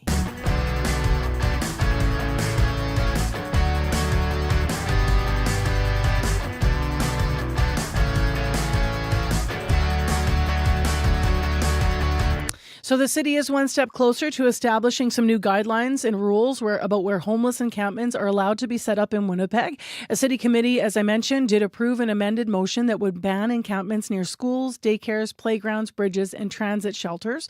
The motion also calls for encampments to be prohibited from being set up during daylight hours. So that means encampments would need to be taken down just after sunrise and then set up again 1 hour before sunset. To talk more about it, North Kildonan City Councillor Jeff Berwadi is here via Zoom. Good morning. Good morning, Marcy. So if these new rules are approved, where should people be going to set up encampments? If you can give us sort of an understanding of the thinking behind this. I mean, ideally, we don't have encampments. I mean, there's various social services that are out there. I know some shelters are looking at providing daytime hours, particularly during winter months. Again, during the day, we don't want the permanency of these encampments to be existing, period. Again, when it comes to, providing things like family services and housing, under the previous government, that was like a $3 billion department. That's over 50% bigger than the city's entire budget in that one department. The municipal level government's not the one that's going to be able to deal with the long-term permanent aspects of homelessness, drug addictions, illegal activities. We have a responsibility when people are in the public sphere. Policing is our responsibility. That's a $350 million plus operation annually. And right now it's being stretched. The reality is they're dealing with the same people over and over again. It's not, shocking when, sure, somebody does something bad once, you want to help them. You do it a second time, like, let's see if there's something wrong in their life that we can do. But when people keep recommitting over and over and over again, it's such a waste of police resources. It's such a drain on the system, whether it's people stealing from stores, violent crimes, you name it. We need to be doing something different, and we need some help from senior orders of government. With hundreds of people in encampments, though, isn't that like casting a wide brush on who's in these encampments? While I respect, we've done the stories about what was happening down on Waterfront Drive, the police there with presence. That was obviously, there's accusation of criminal activity there with the bikes and such and the chop shop. But there are other people that just really can't find a place to live, and now you're asking them to pack up all their stuff during the day and then reset up somewhere else. And they're trying to kind of do their best out there. Why the daytime restriction? Why do you think that's important? I challenge that a little bit, though, Marcy. Last week I had the opportunity, or 2 weeks ago, I had an opportunity to meet with Marion Willis. Again, she's able to get people into some form of housing. Is it going to be the absolute creme de la creme? No, but it's getting people off the streets. It's getting them somewhere warm. It gets people set up with social services like EIA. As long as you have an appetite to want to live inside, and again, you don't have to be completely clean and non-using of various substances, but it's a start. That is out there, and they have a tremendous amount of success in getting people housed.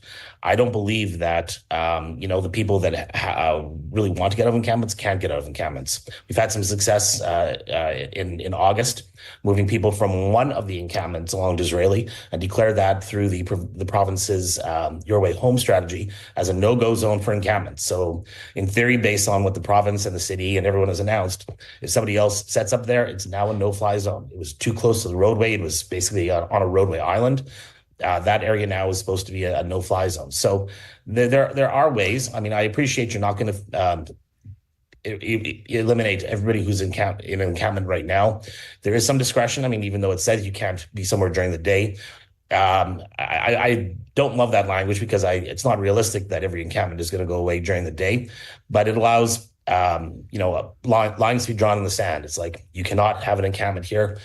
So again, there's always been some mixed messaging going to even people who are enforcing rules, whether it's Main Street Project or the police. We do not want encampments. Let's find a way to get beyond this. And this makes it, I think, even clearer if this motion does pass council later this month. There's a couple things in what you said there, and I appreciate, there's a lot going on right now that's active. So St. Boniface Street Links and Marion Willis, I know we did a series with her this summer, and we were meeting some of the people out there. So I appreciate what you're saying about transitional housing. The provincial strategy actually is kind of to meet people where they're at and get them into housing as soon as it can be built. But right now we don't have the space. So while we don't have the space, if there isn't enough of that transitional housing, would the city consider, even if you ban encampments, would you consider having one area where they're allowed, like one area where a community could be set up? Because effectively, the numbers that we're seeing in Winnipeg, one could argue we're always going to have people that are going to be in need of pitching a tent somewhere, and why not designate somewhere? I don't accept that. It's not a humane way for people to live. And it's not, again, if people have really no mental capacity, no physical capacity to provide some value to society, then that's the type of place where, yes, the state does need to step in and provide some level of housing. But for everybody else, let's find a way to get them into something basic, not a brand new government funded $300,000, $400,000, $500,000 home, but an apartment, a bachelor pad that's, years ago would have been the $300 or $400 apartment. It's probably $600 or $700 now, but EIA will cover that. Get them into some type of employment. If it has to be subsidized because the value is not at what a market salary is today, great. But let's try to get everybody some meaning in their life. Let's get them doing some type of work. Again, that's not the role of the city of Winnipeg. Our role is to make sure that you're safe in the streets. And right now, things have just gone so far out of hand. We need to take a different approach.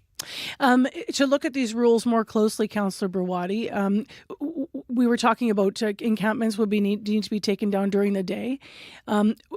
Where would people living in those encampments go, and how would that be enforced by the city? Again, I don't see day one that we're going to say every encampment has to go. We're going to pick and choose as time goes on, and as people find different types of more permanent housing, we'll say that this particular encampment is done. My goal would be to eliminate all encampments, but I don't think that's going to happen overnight. What about Again, enforcement then? What are you guys doing to enforce that if this goes through? Yeah. I mean, it's sort of like we enforce right now. Like, I mean, it's not an informal rule, but we have a zero tolerance policy for encampments under bridges. The potential impact from something going sideways, a propane tank exploding and causing damage to major infrastructure. So there are ways that we, can draw a line in the sand and say this is not a place where we'll accept an encampment.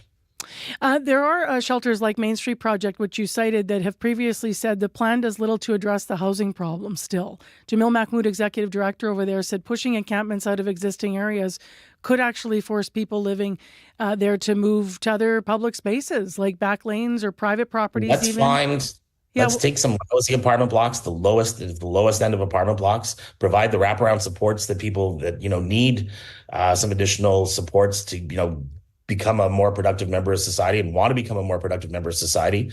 And I mean, like the model that Marion Willis is doing, that seems to be working. One at a time. Can it scale up? I think it can. They need more resources. This whole notion that the only way to get people out of homelessness is by building government-funded $300,000, $400,000, $500,000 a door brand new housing is insane in my mind. And as taxpayers, we can't afford that. Landlords also would need changes to the rent controls and rules to open up some of those blocks.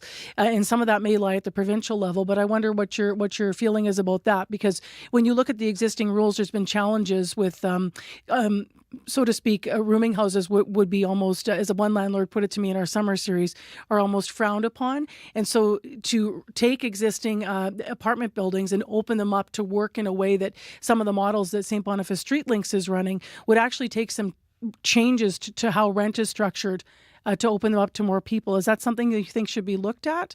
Because you've gone back to sort of that a couple times in the interview, saying we need to have roofs over people's heads.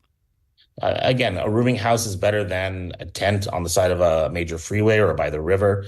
Fire hazards galore, whether it's open flames or propane tanks. It's not, ideal, but it's way better than having nothing, being literally on the street. Couch surfing, with loved ones while you're dealing with, some of your potential demons. I mean, we need to be creative. We need to be compassionate, but we also need to be realistic that, for most people, their homes are their most valuable assets. People are barely getting by. We don't want more people to fall into homelessness and despair and addictions because of, their hopelessness. So again, we need to be responsible in the way that we address this. Thank you for being with us this morning on CBC.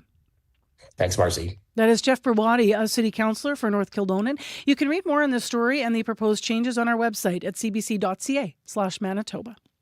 The night lights up with Arch in the Exchange, and After Dark will be there.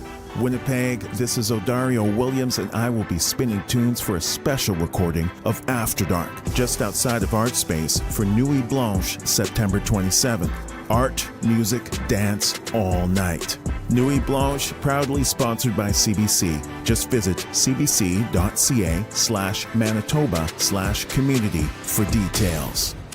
8:24 a.m. And because of the length of my conversation there with Councillor Jeff Berwadi, which was an important conversation here, we have run out of our time to get that second part of our interview about bail reform with Donardo Jones on the air with us this morning.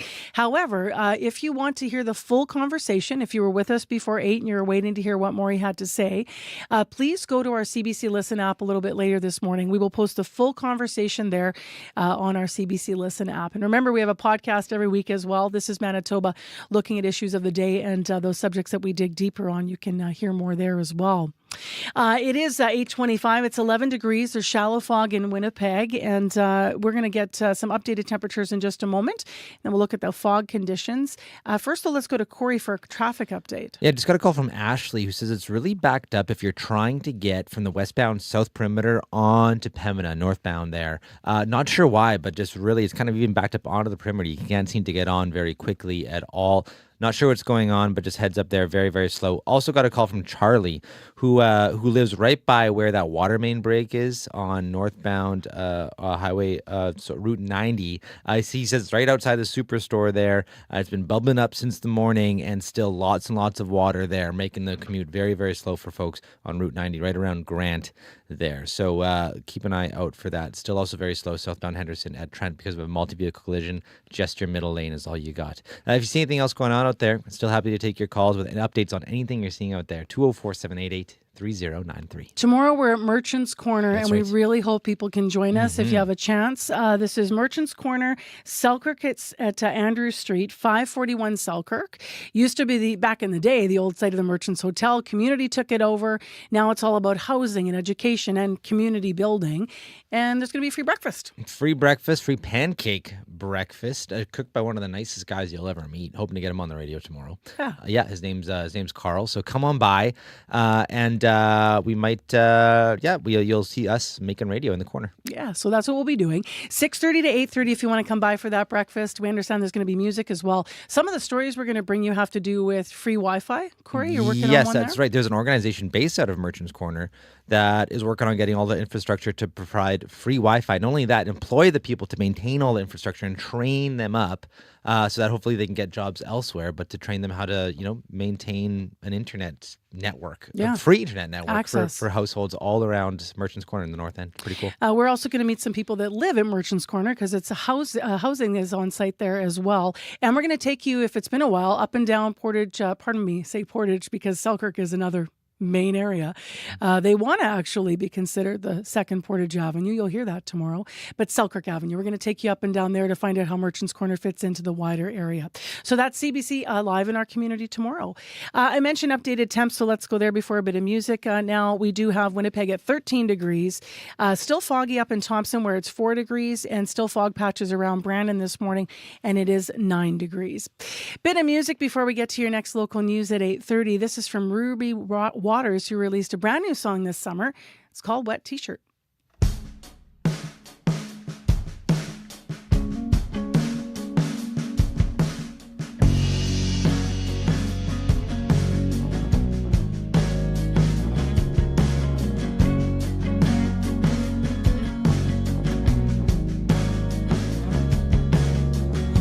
Out of the eye of the storm,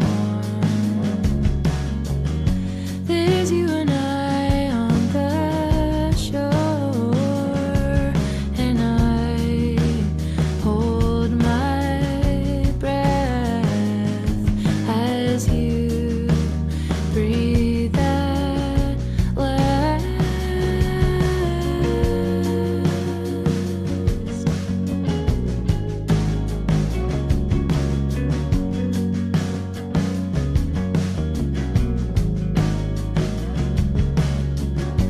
I don't know where you have gone.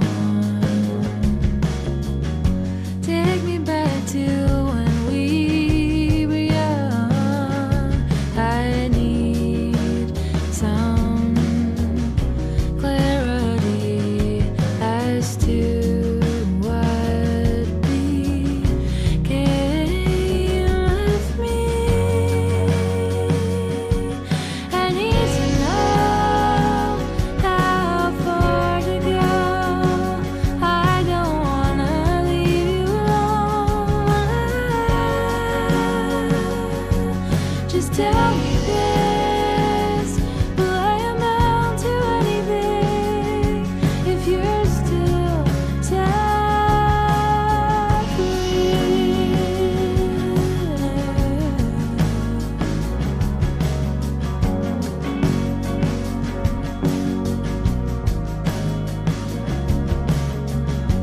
I'll keep you safe from all harm.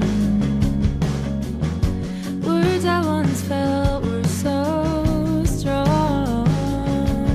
Well, I've been weakened, and I know you can see this. I need to know how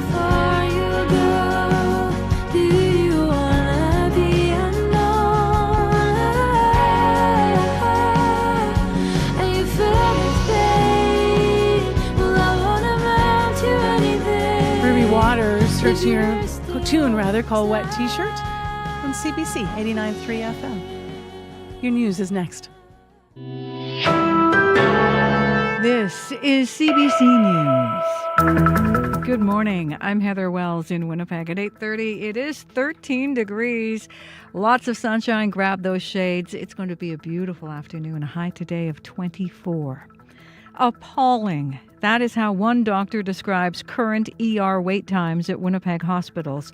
Dr. Noam Cates is an emergency physician at St. Boniface Hospital. That hospital reported wait times of around 12 hours yesterday afternoon. At the Health Sciences Centre, it was more than 14.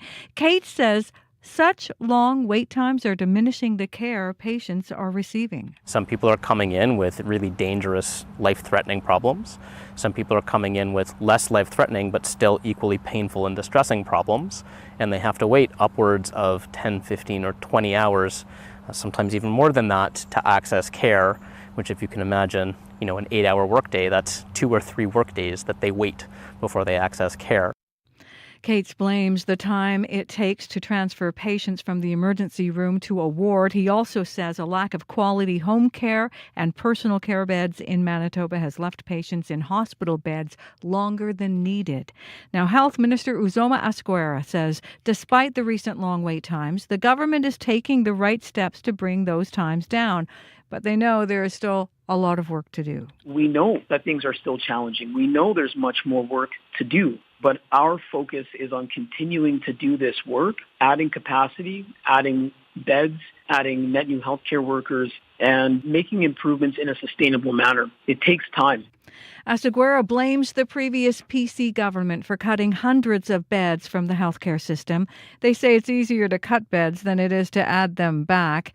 Asquera says the NDP has added more than 300 beds since forming government and are working on improving home care and adding beds in personal care homes.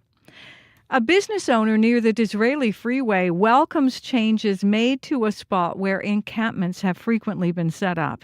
In the past week, the city has torn out the grass at a traffic island at Disraeli and Logan, replacing it with gravel and boulders. The people living there have been moved into housing. Automotive Connection has been across the street since 1992. Owner Bruce Christian is happy for the change. They're doing something. Is about time. It may not solve the problem, but the fact that they're doing something for the amount of taxes we pay here and what I see the city not doing, we phone 311 all the time. The boulevard change happened just days before city councillors voted on an amendment restricting where encampments could set up. It includes a required distance from schools, daycares, and recreation centres, as well as prohibiting encampments from traffic islands. Grade 12 students in Hollow Water First Nation are holding a vigil in the next hour for a former classmate. 18-year-old Marina Simard is one of 2 people who died following a mass stabbing last Thursday. 7 others were injured. Manitoba's Minister of Natural Resources and Indigenous Futures, Ian Bushy, lives in Hollow Water and was home the morning of the attack. Bushy says the community is grieving and he's glad to see young people coming together. To know that even for those young people that they're all collectively in this together, but it's very inspiring to see that our youth are coming out, their voices are being heard.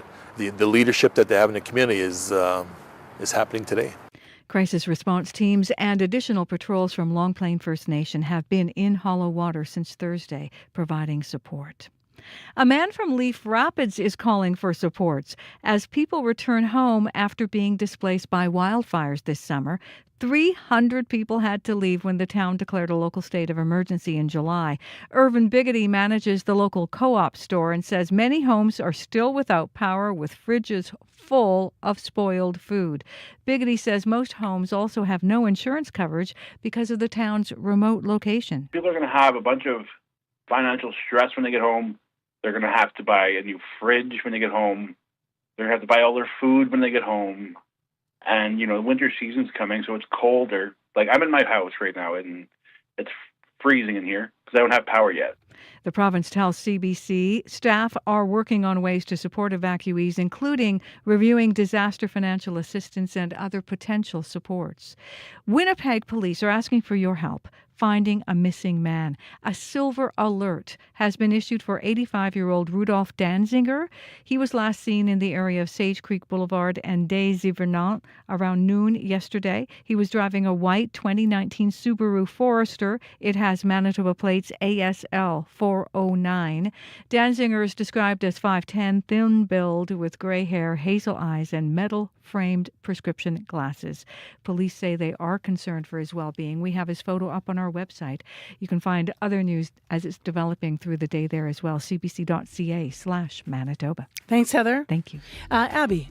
the south is going to be warming into the upper 20s today with lots of sunshine, and the north where we're staying cooler. We'll see 11 degrees there. All right, thanks, Abby. And Corey, a lot of traffic developing here. Yes, southbound Henderson at Trent, there's been a multi-vehicle collision. So just your middle lane, really, really backed up. Avoid if you can, says Janet. Also, water main break, northbound Route 90 at Grant. Water everywhere, very slow going there as well. The southbound west perimeter, westbound south perimeter approaching Pembina there, very backed up there for some reason. Tough to get onto Pembina, very slow going, and just lots and lots of traffic out there. Well, you know where you can drive bright and early tomorrow? Ooh. To 541 Selkirk Avenue at Andrews. We hope you join us. We're going to be live in the community with Information Radio at Merchants Corner, learning all about the importance of Merchants Corner to the community there, some stories. There's going to be free pancakes from 6:30 to 8:30. So come see us. Watch the show. Weigh in. Big thanks to Marshall Hodgins, Jenna Badasso, and Chidi Akuma, who had items in today's Information Radio. Also to Heather Wells in our news department, Joni Nicolo and Megan Ketchison, and producers Leif Larson and Nellie Gonzalez. My name is Marcy Marcusa. Take care. Talk to you tomorrow.